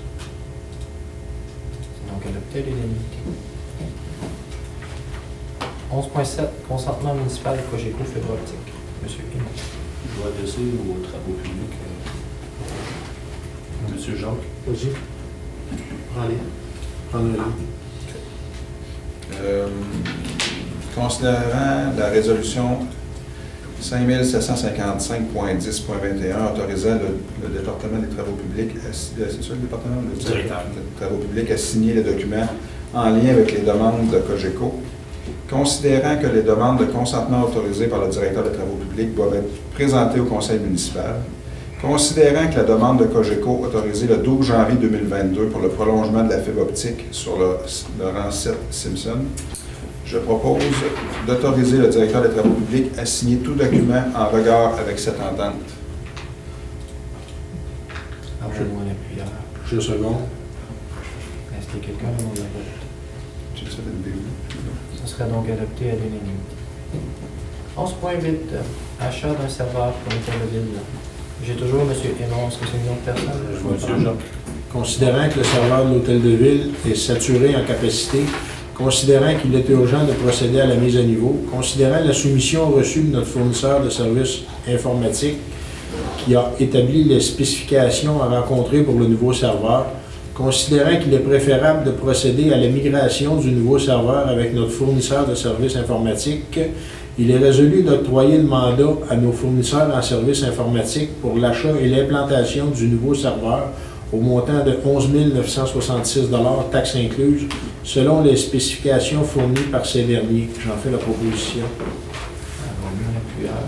Je dis d'accord. Madame Jantès et M. Pellier, un des deux. Est-ce que quelqu'un demande le vote? C'est donc adopté à l'unanimité. 11.9. Achat, panneau, signalisation de M. Lavigne. Considérant que la municipalité a obtenu 4 fleurons, considérant qu'il est important d'afficher cette mention auprès de la population, je propose d'autoriser le directeur des travaux publics à acheter 2 affiches de 750 par 750 mm chez Qualitech pour les fleurons du Québec au coût total de 1 214 $, taxes excluses. J'en fais la proposition. Second. Quelqu'un demande le vote? 11.10. Fauchage des fossés, mandat 2022, M. Aymon. Considérant la demande de soumission sur invitation pour le fauchage des fossés du réseau routier municipal 2022, considérant qu'il a été précisé dans les documents d'appel d'offres l'obligation par l'entrepreneur de procéder à 3 coupes complètes, considérant les résultats d'ouverture des soumissions de l'appel d'offres présenté par le directeur des travaux publics, considérant le certificat de disponibilité des crédits C0522 émis, je propose d'octroyer le mandat de fauchage des fossés pour l'année 2022 à Entreprise Belle Rose Incorporée au montant de 39 589,74 $, taxes incluses. Le cas échéant, d'autoriser le maire ou la mairesse suppléant ou le maire suppléant et la directrice générale ou le directeur des travaux publics à signer pour et au nom de la municipalité les documents inhérents au dossier. Je second. Quelqu'un demande le vote? Juste pour le bénéfice des citoyens, là, quand on dit sur proposition de le proposeur, il y a comme une règle non écrite au conseil que c'est en fonction des comités. Habituellement, ils sont inscrits à l'ordre du jour, donc moi, le maire, je ne fais que lire ce qui est écrit à l'ordre du jour. Là, ça fait plusieurs fois qu'on avait M. Aymon d'écrit, mais c'est d'autres conseillers qui le lisent. Mais ça va en fonction des personnes qui siègent au comité habituellement. Donc, si on a une personne A et B qui siègent au comité des travaux publics, quand c'est une question liée aux travaux publics, c'est soit A, soit B qui va lire la question. Ça n'a aucun lien à savoir est-ce qu'une personne est une plus fervente défenseur de la proposition ou pas. C'est vraiment en fonction de à quel comité les gens siègent. Donc, on en serait rendu au point 11.1. Marquage des chaussées, mandat 2022. Qui voulait le prendre? Oui, c'est moi. Considérant les résultats de l'ouverture des soumissions faites le 25 février 2022, considérant que A1 ligne jaune est le soumissionnaire ayant obtenu le meilleur prix suite aux évaluations de soumission, considérant le certificat de disponibilité de crédit C-05/22 émis, il est résolu d'octroyer le mandat de marquage de chaussée pour l'année 2022 à A1 ligne jaune au montant de 21 625 $, taxes incluses, Le cas échéant d'autoriser le maire ou le maire suppléant et la directrice générale ou le directeur des travaux publics à signer pour et au nom de la municipalité les documents inhérents au dossier. En faire proposition. Est-ce qu'on a l'appui? Je l'appuie. Est-ce que quelqu'un demande la vote? C'est la vente adoptée. Je demande la motion. 11.12. Autorisation de vente pour taxe terrain. Qui veut le prendre? Je vais le prendre.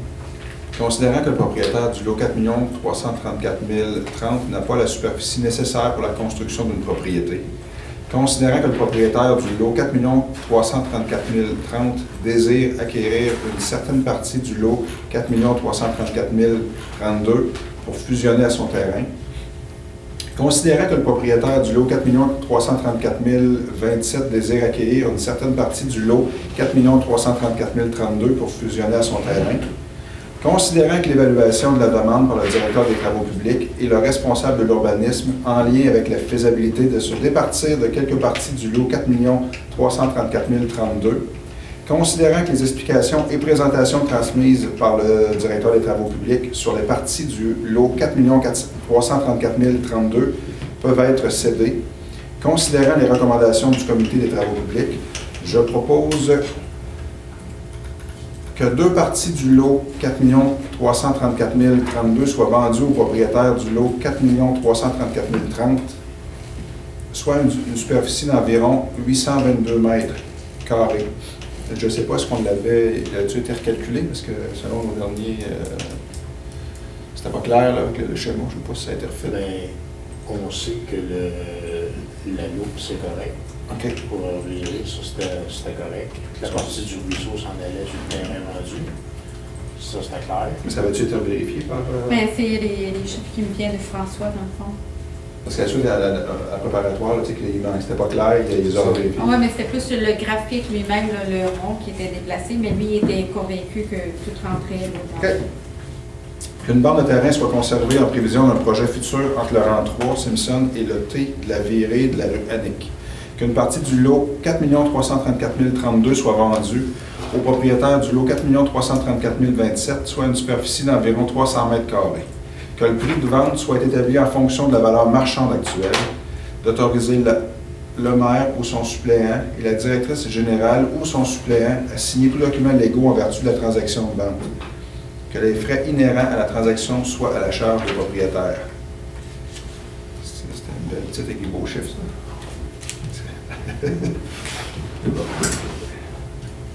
Je le second. Je le second. Je vais le seconder, c'est le mien. OK. Est-ce que quelqu'un demande le vote? C'est l'unanimité. 11.13. Annulation de servitude municipale. Lot 4 333 522. Considérant le certificat de localisation du lot 4 333 520 présenté par l'arpenteur Martin Paradis, considérant la demande de Maître Annie Durocher, notaire, au sujet de l'utilisation des 2 servitudes d'aqueduc sur le lot 4 333 520 datant de 1987, considérant que les 2 servitudes n'ont jamais été utilisées pour l'implantation de puits municipaux, considérant que le directeur des travaux publics avise que les servitudes n'auront pas d'utilité dans le futur, tel que leur description le mentionne, considérant que le propriétaire du lot 4 333 520 assume tous les frais associés à la demande, considérant les recommandations du comité des travaux publics, il est résolu de procéder à l'annulation des 2 servitudes d'aqueduc sur le lot 4 333 520, d'autoriser le maire ou son suppléant et la directrice générale ou son suppléant à signer tout document relatif à l'annulation de cette servitude. J'en fais la proposition. Puis, à titre d'information, c'est des servitudes qui sont sur le lot de carrière PCM. C'était dans l'intention d'implanter des puits dans le temps, mais là, on sait qu'on n'a plus besoin de ça. Je second. Est-ce que quelqu'un s'oppose? Oui, allez-y, monsieur. Il y a un autre dossier de la Annick qui ne paraît pas qu'on a oublié là, de mettre à l'ordre du jour. La portion de terrain. Lequel? C'est lui qui voulait acheter là, 30 pieds. Là.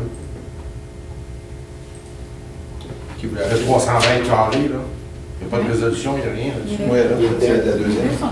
Ah, les deux sont Exact, ensemble? ils sont tous Ok, ensemble. excusez-moi. J'avais pas assez de chiffres. Ouais, ben c'est ça, tu m'as tout mêlé dans les chiffres. Désolé. Il y avait beaucoup de parties qu'on cédait. Désolé. Donc, est-ce qu'il y a quelqu'un qui demande le vote? Non, il sera donc adopté à l'unanimité. On est rendu au point 13, service des incendies, sécurité publique, 13.1. Rapport des sorties février 2022. Dépôt du bilan des sorties pour le service des incendies pour le mois de février 2022 est fait. Une copie en est remise au membre du conseil. Historiquement, 14. Office d'habitation Drummond, OHD 14.1. Dépôt OHD sommaire trimestriel. Dépôt de l'OHD sommaire trimestriel pour le mois de février 2022. Copies sont remises aux membres du conseil. Point 15. Loisirs et commandites. 15.1. Commandite dans le cadre de la semaine de la persévérance scolaire au mois de la francophonie 2022 à proclamation. Qui veut le prendre?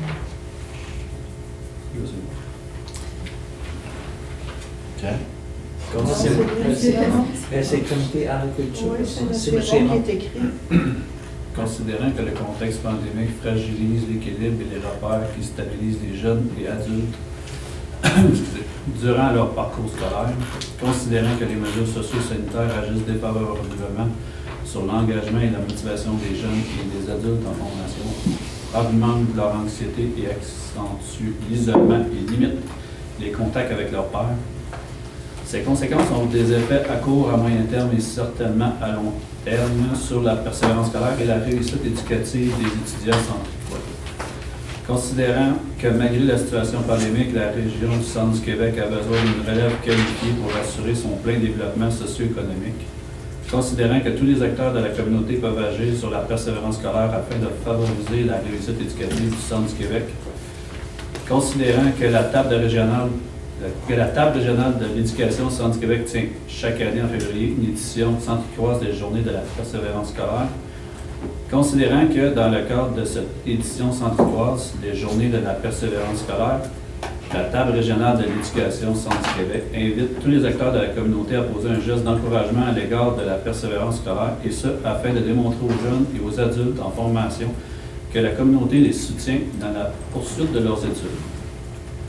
Considérant que la table régionale de l'éducation Centre du Québec mobilise depuis 2004 l'ensemble des acteurs de la communauté dans le but de soutenir la réussite éducative afin que le plus grand nombre de jeunes et d'adultes obtiennent un premier diplôme ou qualification. Il est résolu de déclarer que la municipalité de Saint-Cyril de Wendover appuie les journées de la persévérance scolaire et le mois de la francophonie 2022 par cette résolution. Est-ce qu'on a un appuyeur? Oui. Est-ce que quelqu'un demande le vote? Non, ce sera donc adopté à l'unanimité. Est-ce que je peux décréter une pause de 2 minutes à l'autre toilette? Non. C'est quelque chose qu'on a le droit de faire? T'es le maire, c'est toi qui... Qui préside, qui j'ai le droit de Ouais. demander une pause? Est-ce Ok. que je peux juste terminer? Il y avait un point B. C'est pour ça que je disais, je vais juste terminer le Ah point. oui, désolé. Volet B. Certificat cadeau et remise de 2 iPads d'autorisation. Considérant l'énoncé de la résolution municipale 03.22 concernant la programmation des journées de la persévérance scolaire et le mois de la francophonie 2022, considérant le certificat de disponibilité des crédits C5-22 émis, il est résolu d'autoriser la directrice générale à acheter au nom de la municipalité 18 certificats cadeaux d'une valeur unitaire de 25 $ chez Bureau Pro, station de Drummondville, ainsi que 2 iPads. Est-ce qu'on a un appuyeur pour le volet? Oui. Est-ce qu'il y aurait lieu de préciser quel iPad on va acheter à ce moment-là? Ou On non? pourrait mettre une enveloppe budgétaire, si vous voulez, maximum. là. OK. Maintenant, ce soir? Oui, on pourrait l'écrire dans la Ok. résolution. Est-ce que la valeur des iPad Air, ça serait tout ça? Air, puis d'une valeur de combien environ? Ça doit être autour de 400 $. Faudrait valider parce qu'aussi un rabais éducationnel. Moi, j'en ai vu beaucoup autour de 430, mais C'est ça. ils sont tous partis présentement, mais ils devraient revenir. Faudrait les Ouais. acheter en ligne. Ouais, en ligne, il était tout hors. Mais Ah. à 450, ça serait à peu près le montant qu'on pourrait dire par iPad. OK. On pourra valider de qu'est-ce qui est disponible Oui. en ligne. OK. Chez Apple directement? Ouais. Ça serait bien. C'est sûr, ouais. Il n'y en avait plus? Non? Chez Apple? Non, et il va être en rupture de stock un peu partout où j'avais Peut-être regardé. aller au 10-30 ou Ouais. directement. OK. Merci. Donc, on va rajouter 450 ici. Est-ce qu'on avait un appuyeur pour la proposition telle qu'amendée? Je vois. Ah, Monsieur Jean. Ah, ben c'est comment j'en Excusez, laisse. oui, c'est à moi, pardon. Est-ce que quelqu'un demande le vote? Non, ce serait donc adopté à l'unanimité. Donc, si j'ai le droit, on décrète une pause de 2 minutes. Est-ce que plusieurs personnes veulent aller aux toilettes ou je peux la mettre plus longue pour que tout le monde puisse y aller? Ça soit équitable. On va tous. Non. Ben, en fait, il nous reste, dans le fond, Deux 3 Deux points. points. Je pense qu'on pourrait parler à ça. Moins d'un centime. Donc, on peut reprendre. Point 15.2, autorisation de signature de contrat de sport Arena.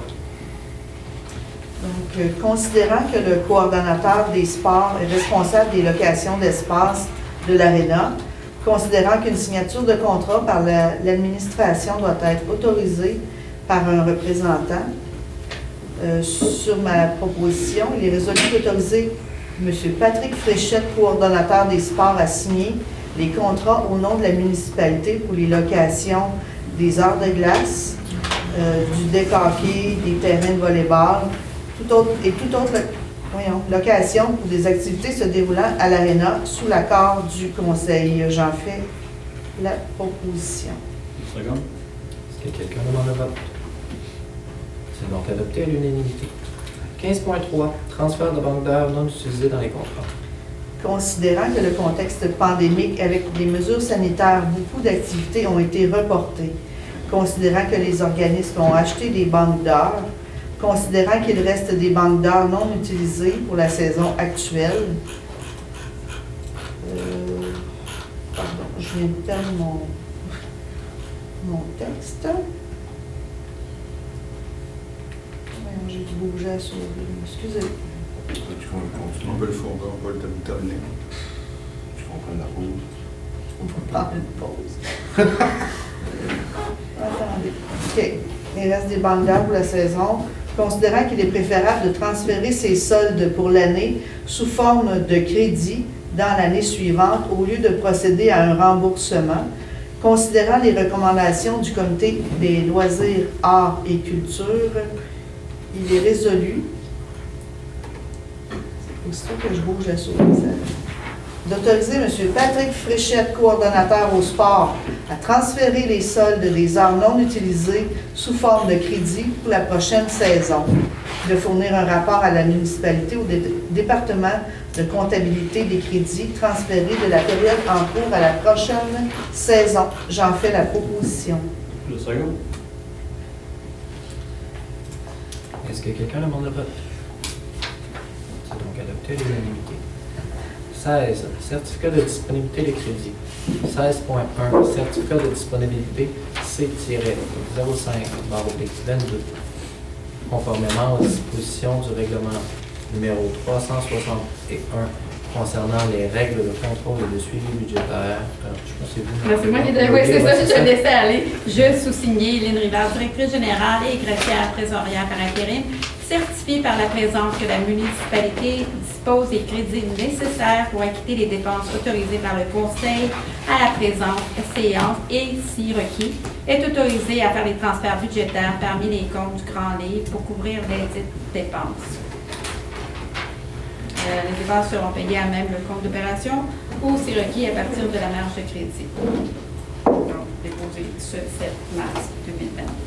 Merci.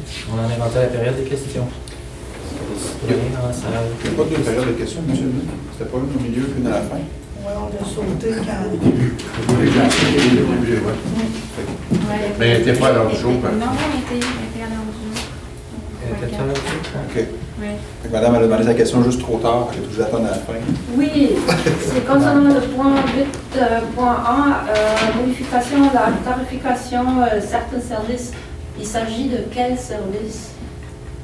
Ça, c'est des En rapports fait, budget. la modification, elle est suite au budget qui vient d'être adopté. Dans le fond, tout ce qui est les tarifications que vous avez sur votre compte de taxes et les taux de taxes sont modifiés dans cette réglementation-là. C'est pour se conformer au budget qui vient d'être adopté. Ah oui. Bon. Oui, et un commentaire. Et je suis contente que finalement le fibre optique va installer dans le rang 7. Parce que j'ai remarqué dans la région Saint-Sylvain, Saint-Vencelas, à mi-chemin, il y a une ferme qui a fibre optique jusqu'à ces bâtiments-là. Et je trouve Saint-Sylvain, Saint-Vencelas, c'est loin, c'est un peu vraiment rural. Mais Saint-Cyril, proche de Drummondville, et même le rang 7, c'est très proche. J'ai jamais compris que ailleurs, même à Saint-Félix, dans les rangs, ils ont fibre optique, mais le rang 7, il n'est pas encore servi. Alors, je suis très contente de cette nouvelle-là, qu'il soit installé dans le rang 7. Merci. Si on peut apporter une précision à ce niveau-là, en fait, le bénéfice d'avoir emmené la fibre optique, c'est un programme du gouvernement du Québec qui est venu financer les câbles distributeurs pour qu'ils apportent la fibre optique à l'ensemble des citoyens du Québec. Donc, c'est un très beau programme. On remercie le gouvernement du Québec de l'avoir fait. C'est considéré comme un service essentiel maintenant au même titre que le téléphone. Donc, voilà. Oui, Oui, monsieur. vous êtes chanceuse que le rang 7 l'est avant le rang 6. Ah, une chance, j'ai eu la chance. Parce que monsieur Lavigne, des fois, là, on le fait. Voilà, ça fait que... Ah! OK. T'es obligé de venir à l'hôtel de ville pour fréquenter ça. Félicitations. Au moins, tout le rang 7, il a eu la chance. C'est ça. On espère que ça va être bientôt pour nous. Normalement, ça se termine bientôt, le programme devrait l'avoir. Donc, sachez pour les citoyens qui ne le savent pas encore que ça s'en vient, les fonds sont disponibles. Est-ce qu'il y avait d'autres questions? Oui, il y avait... Oui, bonsoir. En fait, Éric Beaulieu, le journal de 55, pour ceux qui me connaissent peut-être moins, j'ai eu le loisir de se rencontrer tous. Évidemment, je profitais de l'occasion de donner un mot d'abord, en fait, de faire la tournée des différents conseils, renouveler mes bandes de photos. En fait, l'occasion était surtout pour ça ce soir, mais en fait, je comprends qu'il y a un vote de confiance qui est adressé, en fait, contre le maire. Et est-ce qu'on peut avoir quelqu'un pour commenter cette prise de position-là, en fait, du conseil? Ça semble être à l'unanimité, mais est-ce qu'on peut... C'est définitivement l'unanimité. On ne va pas commenter dans les détails les faits en tant que tels, parce que la plainte à la commission des affaires municipales va être déposée soit demain ou après-demain, plainte formelle qui existe. Il y a des nouveaux éléments qui se sont rajoutés qu'il faudrait qu'on ajoute à cette plainte-là pour la rendre plus complète et plus détaillée. Donc, c'est un petit peu ça. En fait, je comprends donc qu'elle n'a pas été déposée, donc vous pouvez la commenter. En fait, est-ce qu'on peut avoir des exemples? Donc, on ne la commentera pas. Elle va être déposée aux affaires municipales et les affaires municipales vont la prendre en charge et vont l'évaluer et faire le travail qu'ils ont à faire par rapport à ça. Je ne sais pas si vous pouvez y avoir accès via la commission des affaires municipales, mais nous, on ne vous la donnera pas. Okay, donc, ce qu'on comprend, c'est que en fait, les points qui sont reprochés au maire, qu'on vous les rendez, en fait, vous n'informez pas les... Parce que on veut pas. Notre objectif n'est pas de salir personne ici. Ça, c'est clair. Je ne présumais pas ça du tout. OK. Notre objectif, c'est loin d'être ça. Il y a des choses qui ne fonctionnent pas à l'intérieur de notre municipalité au niveau du conseil municipal. C'est des choses qu'on va adresser, puis c'est des choses qu'on a travaillé, on a essayé d'adresser, puis ça n'a pas fonctionné. Et il y a eu des discussions qui étaient faites avec le principal intéressé qui n'ont pas abouti. Donc, c'est l'avenue qui est une avenue de dernier recours, on va être honnête, là, parce que ce n'était pas l'objectif souhaité par personne ici. Là. Personne n'a été élu ici avec cette idée dans la tête, mais compte tenu des circonstances, c'était la solution à prendre. Éthiquement, en fait, on donne tout le temps la parole, en fait, aussi aux parole aux personnes, en fait, en contrepartie. De votre côté, en fait, ce que j'entendais, si vous me le permettez, en fait, c'est que vous semblez avoir tendu, en fait, à quelques reprises, les mains, ou en fait, vers des échanges, en fait, qui ne sont pas recevoir, en fait. Ouais, j'avais demandé il y a 2 ou 3 séances. Vous pourrez consulter l'enregistrement. J'avais proposé dans le mot du maire, c'est d'ailleurs une des choses qui m'est reprochée de ne pas avoir fait approuver préalablement le mot du maire par les conseillers, corrigez-moi si je me trompe, je suis un conseiller. J'avais eu des discussions moi, avec Madame Lalonde du ministère des Affaires municipales du Québec et de l'habitation. Puis je lui avais dit, là, ça va pas bien là, au niveau du climat au sein de la municipalité. Il n'y aurait pas moyen qu'on s'assoie et qu'on se parle au lieu de s'en aller vers une démarche de se faire des plaintes l'un à l'autre. Parce qu'autant il y a des reproches qui vont m'être faits, autant je vais éventuellement faire quelques reproches à certaines personnes au niveau des normes d'éthique et de déontologie. Là. Donc, moi, plutôt que de m'en aller dans une confrontation qui, au final, seulement les citoyens et citoyennes de Saint-Cyril vont être perdants parce que les frais juridiques sont aux frais de la municipalité.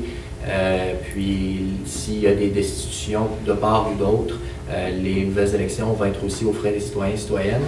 Je voulais plutôt apprendre à travailler ensemble, laisser une chance à la collaboration. Puis, j'avais demandé à Mme Lalonde des disponibilités. Elle a offert 2 plages horaires.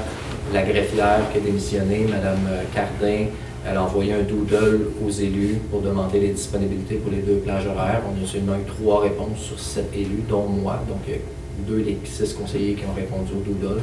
Donc, pour 4 des 6 conseillers, là, la décision était déjà prise. Ils ne voulaient pas participer à cette démarche-là.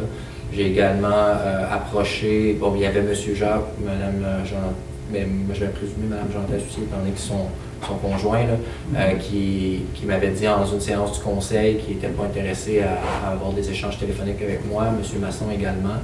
J'avais communiqué avec M. Jacques, parce que je sais qu'il y a quand même une belle chimie là, avec M. Jacques, avec M. Lavigne. J'avais communiqué avec M. Lavigne, il y a une belle chimie avec M. Lavigne et M. Jacques, pour essayer qu'on ait une rencontre, d'organiser quelque chose. Il m'avait dit je vous rappelle plus tard. Je me suis même déplacé au domicile de M. Lavigne dans le même optique. Je lui ai dit là, ça va vraiment pas, Pierre, qu'est-ce qu'on peut faire? Puis finalement, on est resté, on a parlé pendant quoi? C'était 45 minutes, hein, M. Lavigne, je pense. Mais il n'y a pas en aucun moment eu de ben écoute Éric, on va se faire une réunion, on va en parler. Excusez, Ouais, vraiment désolé. C'est ça.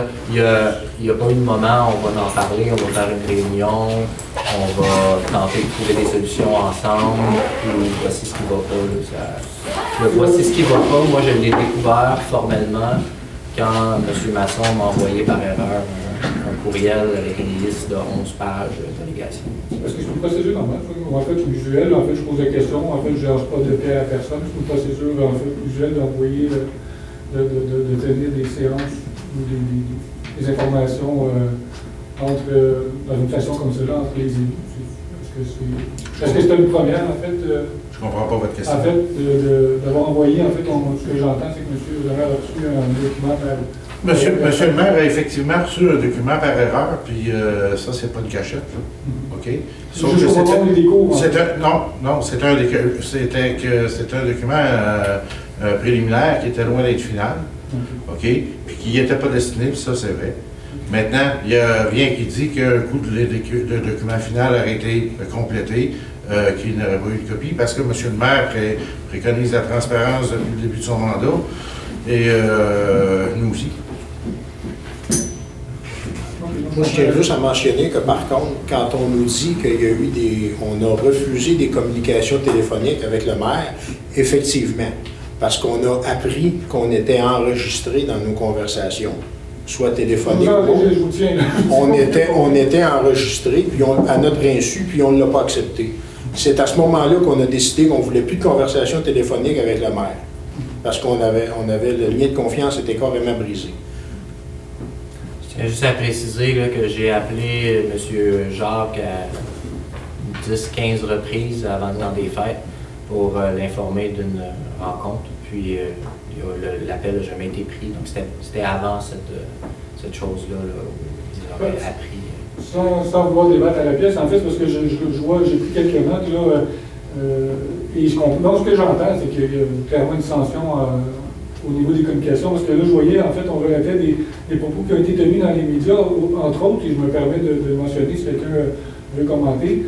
À titre de journaliste, évidemment, quand on s'adresse à un maire ou un élu, et en fait, je pense que tout un chacun ici sait que peu importe le média, tout confondu, nos portes, nos micros ou nos téléphones sont tout le temps disponibles. Dans les 5 dernières années, peu d'élus nous ont contactés de ce côté-ci, évidemment.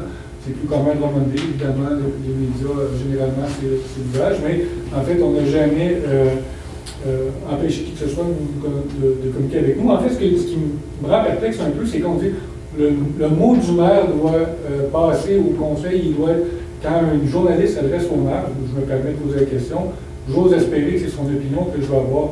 Ma question est la suivante, je vais avec une question évidemment. Qu'est-ce qui vous empêche de rappeler un journaliste ou une salle de presse, peu importe laquelle, tous médias confondus, pour dire écoutez, moi je ne suis pas d'accord avec ce que le maire a dit. Est-ce qu'il y a quelque chose ou une politique interne qui vous empêche de le faire? Il n'y a pas de politique interne qui existe à ce niveau-là, mais on ne va pas faire des débats au niveau des projets de la municipalité à l'intérieur des médias. Puis quand il y a une vision qui est présentée à l'intérieur des médias qui ne représente pas l'opinion du conseil, c'est là que ça ne fonctionne pas. Donc à ce moment-là, c'est pour ça qu'une résolution comme celle-là a été passée ce soir.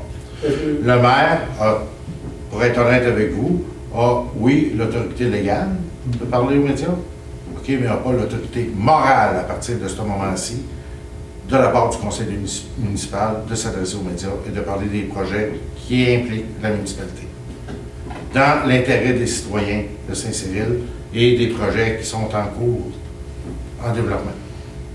Donc, ce que je comprends, ça fait partie des plaintes que vous avez déposées. Oui, monsieur. Je vais peut-être ajouter un point. Oui, absolument. Écoutez, quand je donne la parole à un, je m'engage à la donner à qui vous voulez répondre. Oui, dans le fond, je m'explique mal qu'on ne veuille pas qu'il y ait un débat d'idées sur la place publique. Je pense que c'est sain en démocratie que d'avoir un débat d'idées sur la place publique. C'est une des choses que je pense qui fait que je ne me suis pas fait d'amis au conseil municipal. Moi, j'aimerais qu'il y ait un débat d'idées sur la place publique. Les préparatoires, je pense que je ne me cacherai pas que c'était une de mes idées, d'avoir, plutôt que de tout débattre en préparatoire, puis vous avez assisté ce soir à une lecture de points de considérants qui d'adopter à l'unanimité, j'aurais aimé qu'on ait les discussions qu'on a en séance préparatoire, qu'on les a en public. Donc, on puisse avoir, que les citoyens puissent assister à conseiller A et supporte ça. Conseiller B a amené telle réserve. Monsieur le maire a apporté une idée différente. Puis c'est comme ça qu'on en est venu à la décision finale. Puis c'est intéressant pour mieux comprendre comment fonctionne la démocratie. Parce que là, je me mets à la place d'un citoyen, puis vous voyez, il n'y en a pas beaucoup dans la salle ce soir. Venir s'asseoir ici, puis je me suis présenté maire, puis je vais être très honnête avec vous, la seule fois que je me suis assis dans la salle, à Internet, je les écoutais toutes, mais la seule fois que je me suis assis dans la salle, c'était la journée avant mon assermentation. Pourquoi? Parce qu'on vient assister à se faire lire des points considérants sans aucune explication, sans savoir d'où ça vient. Donc, moi, j'aimerais bien qu'il y ait un débat sur la place publique, puis j'ai pas de problème à aller parler à un journaliste et dire ma vision pour Saint-Cyril. Par exemple, j'aimerais qu'il y ait plus de densification parce que ça va être moins, par exemple, 1 km de route à entretenir pour 86 unités d'habitation, si on prend le projet de la rue Philippe, qui avait été autorisé préalablement, ce qu'on peut en parler publiquement, versus 220 unités qui est autorisé présentement, ce qu'on peut en parler publiquement aussi, ça a été voté, 320 unités, pardon. Ça va rapporter beaucoup plus de taxes foncières à la municipalité, puis c'est le même 1 km d'égout d'aqueduc à entretenir. Puis il y a des gens qui disent oui, mais la taxe d'eau, M. Leroux, mais la taxe d'eau est facturée en fonction de l'utilisation, puis la taxe d'égout est facturée en fonction du nombre d'unités. Donc, moi, je crois que les débats d'idées, c'est important, c'est sain dans une démocratie. J'ai pas de problème à parler à un journaliste, dire je supporte la densification, puis si un conseiller A ou B est contre, qu'il aille parler au journaliste qui dise qui est contre et pourquoi. En fait, je pose la question en fait dans la même ordre d'idée. En fait, c'est un peu on a sorti un texte sur le centre communautaire où on a interrogé M. Leroux. C'est un texte qui avait été publié dans un autre média. On avait pris pour acquis qu'il y avait peut-être quelque chose à bonifier. Je vois mal, en fait, puis j'essaie de voir dans les résolutions que j'ai prises plusieurs temps, j'ai peut-être pas tout saisi, puis je comprends que c'est pas que les médias public, vous avez également le bulletin qui semble être point litige, selon ma compréhension, sauf erreur. Mais donc, je me pose la question que j'ai envie de poser, puis normalement on s'adresse au maire Autran-Drummond qu'ici je présume. Pourquoi habituellement aux médias de complaisance? C'est pas peut-être ça le problème aussi, où les médias, généralement, vont tout simplement relayer sans poser de questions, sans commenter et sans. En tout cas, tout le moins, je ne veux pas généraliser, mais ça semble être une politique dans la MRC où, en fait, si on questionne un peu, on est un peu peinturé dans le coin. Est-ce qu'on a l'impression que c'est ça ma question, Julien? Est-ce que vous n'avez pas avoir l'impression que c'est ça, en fait, qu'on est peut-être habitué trop aux médias de complaisance? Ben, je n'irai pas jusqu'à dire médias de complaisance ou pas, mais je veux dire, je ne sais pas s'il y a des conseillers qui veulent s'exprimer sur la question. Moi, j'ai l'impression que des fois, un travail journalistique, ben, c'est de remettre en question, c'est de se faire poser des questions difficiles, mais je pense pas que de dire, ben, on va demander aux maires de ne plus parler aux médias, c'est sain pour une démocratie. Je pense que les médias sont le quatrième pouvoir. En sciences politiques, on le voit. C'est l'exécutif, le législatif, puis les médias, c'est le quatrième pouvoir. C'est important que les médias soient là, selon moi. Puis c'est important qu'ils posent des questions difficiles, puis pas seulement à un camp qui pose des questions difficiles aux deux camps. Puis un débat d'idées sur la place publique, je m'explique mal pourquoi ce serait pas bon. L'idée de tout décider d'avance en catimini, d'arriver puis de dire, ben voici, c'est comme ça, effectivement, je suis pas pour ça. Ça me fait pas des amis, je l'assume. Je suis pour le plus de transparence possible. Puis dans les choses qui me sont reprochées, probablement qu'il y en a, là, de ce que j'ai cru comprendre là, dans les 11 pages, là, que c'est pour avoir prêché par excès de transparence. Bien, si c'est le cas, je vais assumer les conséquences, puis ça s'arrête là. Moi, je ne prétends pas être parfait. Là. Ouais. Je vois qu'une dernière question, puis je ne veux pas tirer non plus, je comprends que vous avez tous des oreilles également. On voit la MRC, en fait, une situation particulière où on parle de conflit j'ai même certains employés municipaux qui nous ont parlé de situations toxiques, en fait. On est rendu à dire ça. Est-ce que vous avez l'impression que c'est ça? Est-ce que c'est un sentiment partagé? Je ne veux pas me prononcer sur les affaires de la MRC à ce stade-ci. Je ne sais pas au niveau des conseillers si vous avez une opinion sur la question. On ne peut pas avoir d'opinion. Vous êtes monsieur le maire et vous êtes le seul représentant de la municipalité à la MRC. Ah, ben, vous ne pouvez pas commenter ce qui se passe dans les réunions de la MRC. Vous pouvez avoir une opinion sur ce qui vous a été rapporté. Là, vous êtes quand même des personnages publics. Peut-être qu'il y a des gens qui ont communiqué avec vous. Ici, en fait, si je viens, en fait, à l'image de ce qu'on entend ce soir, ça semble avoir un climat plus tendu, on va dire comme ça. Ça ne va pas d'un climat toxique, mais c'est ce qu'on comprend, ça semble se généraliser, c'est un peu ce qu'on entend. Est-ce que je me trompe? Je dirais que c'est quand que, il y a quand même une... Si on est différent, on vote pas différent, mais on vote différent, mais on se le fait... On se fait un peu mettre à exclure en quelque sorte, puis là, on fédère les gens contre nous. C'est partout. Dans tous les milieux. Pour le bulletin municipal, par contre, pour revenir à votre question tout à l'heure, vous disiez il semblait avoir une problématique au niveau du bulletin. Je pense pas qu'il y ait de problématique. Là. Le cœur, je pense qu'il y a une problématique que j'ai peut-être faite que je me suis pas fait aimer. C'est quand j'avais exposé le désir qu'on modifie notre code d'éthique et de déontologie afin d'y intégrer que la famille proche des élus ne pouvait pas obtenir de contrat de la municipalité. Donc, on parle des parents, des enfants, des conjoints. Puis ça l'avait soulevé de la grogne. Le bulletin municipal est édité, je ne sais pas, par le conjoint d'un conseiller, M. Lavigne. C'est une notoriété publique qu'on n'a pas à empêcher. Non, c'est une reconnaissance. Oui, c'est ça. Donc, je pense qu'à ce moment-là, ben, je suis devenu un peu une cible parce que malheureusement, ça touche à la rémunération de quelqu'un. Loin de moi l'idée de toucher à la rémunération, c'est juste que dans ma tête, je ne peux pas concevoir qu'on se place dans une situation où il y a apparence de conflit d'intérêts à ce point-là. On peut dire j'ai obtenu un avis légal, il n'y en a pas de problème, puis il y a d'autres avis légaux qui disent qu'il y en a un problème. Il y a de la jurisprudence dans les deux cas, je vais être très transparent avec vous. Mais comme je disais à une personne ce matin, moi, ma conjointe, par exemple, elle a une formation en comptabilité, puis elle cherche un emploi. Bien là, on a une personne qui va quitter à l'accueil, puis on veut la remplacer par quelqu'un qui aurait des compétences en comptabilité, puis qui pu faire de l'accueil. Ça donne bien, elle a fait les deux. Mais jamais, jamais, au grand jamais, j'accepterais que ma conjointe être postulé pour ce poste-là, ce serait la fin de ma relation conjugale avec cette personne-là. Pourquoi? Ben parce que ça me placerait en apparence de conflit d'intérêt. Ça fait bizarre un peu. Il y a des gens qui m'ont approché et qui disaient « Monsieur Leroux, vous trouvez pas ça bizarre? C'est pas un peu comme si la conjointe à Manon Massé contrôlait les communications de la CAQ. » Je suis forcé d'admettre que ça me paraît être un peu ça. Donc, c'est la seule problématique que je vois à ce niveau-là.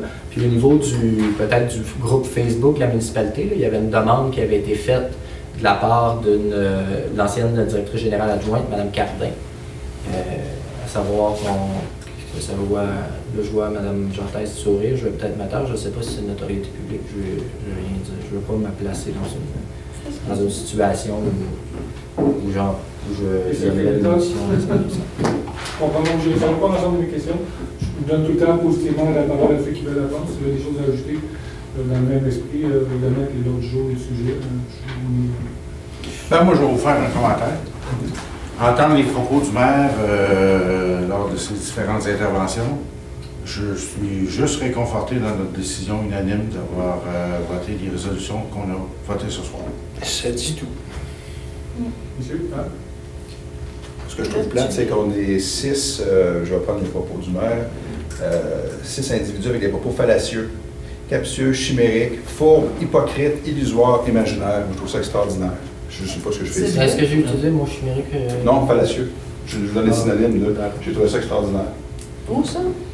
Ici, ce soir.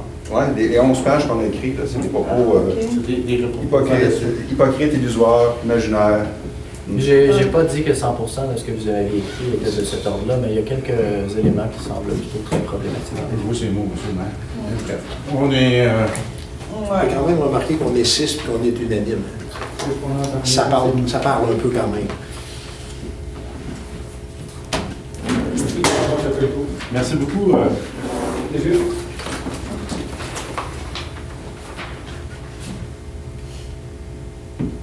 Donc, ce serait la levée de l'Assemblée. Est-ce qu'il y a d'autres questions? Ou un proposant. Oui, il y avait un point. C'était concernant les informations pour le groupe public Facebook. Il y a eu une information, à l'effet que les informations au niveau des urgences, les avis d'ébullition, il y avait un certain retard. Là, dans le bulletin municipal de l'édition de février, qui va sortir cette semaine, qui a été retardé en passant pour permettre aux Chevaliers de Colomb de publier leur collecte de bouteilles et de canettes consignées. Donc, ça va être publié. J'ai validé sur le site de Summum, nous avons un système d'appel automatisé. Et puis, dans ce système d'appel automatisé-là, on peut recevoir un courriel, un texto, un message vocal sur notre cellulaire et un message vocal sur notre ligne fixe. Donc, à la maison, si, par exemple, il y a une urgence, normalement, j'ai 7 messages.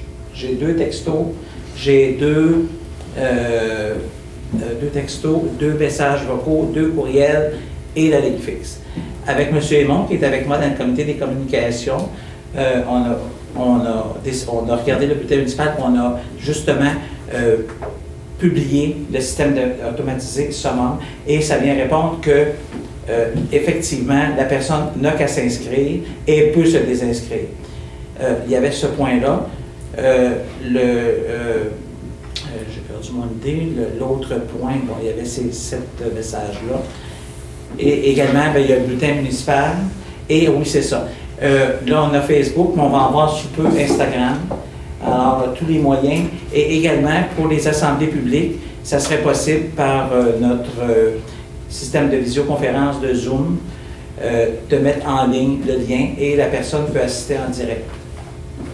Alors, au niveau de la transparence, je ne veux pas partir de débat avec M. Leroux. À ce niveau-là, je pense qu'on ne peut pas être plus transparent qu'on l'est là. Le bulletin municipal est sorti 6 fois par année. Là, il va y avoir un 32 pages. M. Leroux a encore sa place dans le mot du maire. Le mot du conseil municipal pourrait être intéressant.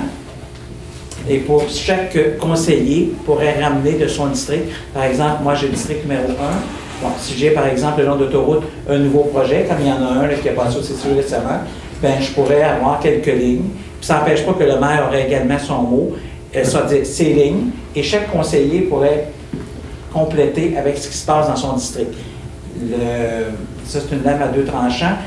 Si quelqu'un, par exemple, est dans une zone agricole, on s'entend qu'il n'y aura pas de développement résidentiel ou quoi que ce soit. Donc, au niveau des citoyens, bien, ils vont dire, par exemple, dans le district numéro 2, le 7e rang et le 4e rang, bon, ce sont des fermes. Il ne se passera pas autant, par exemple, que dans le district numéro 1, où on a, par exemple, le long de l'autoroute, la zone de restauration, la zone industrielle, puis les quartiers résidentiels. Ou encore dans le 3e rang, où il y a 342 unités de logement qui s'implantent. Ce serait ça. Mais on va en venir autre. M. Aymon peut compléter. Là. Je vais revenir sur le fait qu'on invite les citoyens à aller s'inscrire sur le site. Oui. C'est ce qui est le plus important là-dedans. La question avait été soulevée par une résidente qui est enceinte. Oui. Donc, on comprend que c'est urgent quand il y a des frais d'eau bouillante qui fait bouillir l'eau, l'ébullition. Donc, on va suggérer à tous nos citoyens d'aller s'inscrire.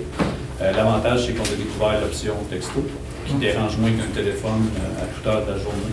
Donc, les citoyens seraient avertis en temps réel d'une problématique avec l'eau potable. J'aurais une question. Est-ce que c'est commun, M. Lavigne, à votre connaissance, que le page officielle Facebook payée par une municipalité ou la création du groupe Facebook, la fermeture d'une page Facebook et la création du groupe Facebook, mesdames, messieurs, ça prend, allez, je vous invite à aller tester le faire. Il y a des tutoriels, on peut le faire pendant 15 minutes sur Internet. Ça nous a coûté 658 $, si ma mémoire est bonne. Est-ce que c'est commun que ce soit géré par un élu à titre personnel ou le conjoint d'un élu? En fait, M. Leroux, je ne veux pas partir de débat vis-à-vis de la population de Saint-Cyril. Présentement, c'est de la désinformation. Le groupe public Facebook n'est pas géré à l'extérieur de la municipalité. Ils ont tous les accès. C'est que ils avaient perdu les accès de la page. Il y avait une page au nom de la municipalité, puis on n'avait plus les accès. Donc, on est allé chez une firme pour se créer un groupe public Facebook. Et il y a même une page loisir qui est présentement inutilisée. Et les mots de passe et tout ce que vous voulez, ils sont ici à la municipalité. Alors, dans notre comité des communications, c'est ce qui était question avec Mme Robert, de démarrer. Maintenant, il y a 1500 membres. OK, il n'y en avait pas. Il y a 1500 membres dans le groupe public Facebook. Et puis, les accès, ils les ont ici. Donc, il pourrait y avoir des urgences. C'est ce qu'on veut amener. Les urgences seraient déposées. Les notifications également. Puis, tout ce qui est dans le bulletin municipal va être déposé à partir de demain. Qui est administrateur de ce groupe-là en ce moment, M. Bien, présentement, c'est M. Couture parce qu'il n'y avait personne à la municipalité. En fait, on va arrêter de parler de conjoint, là.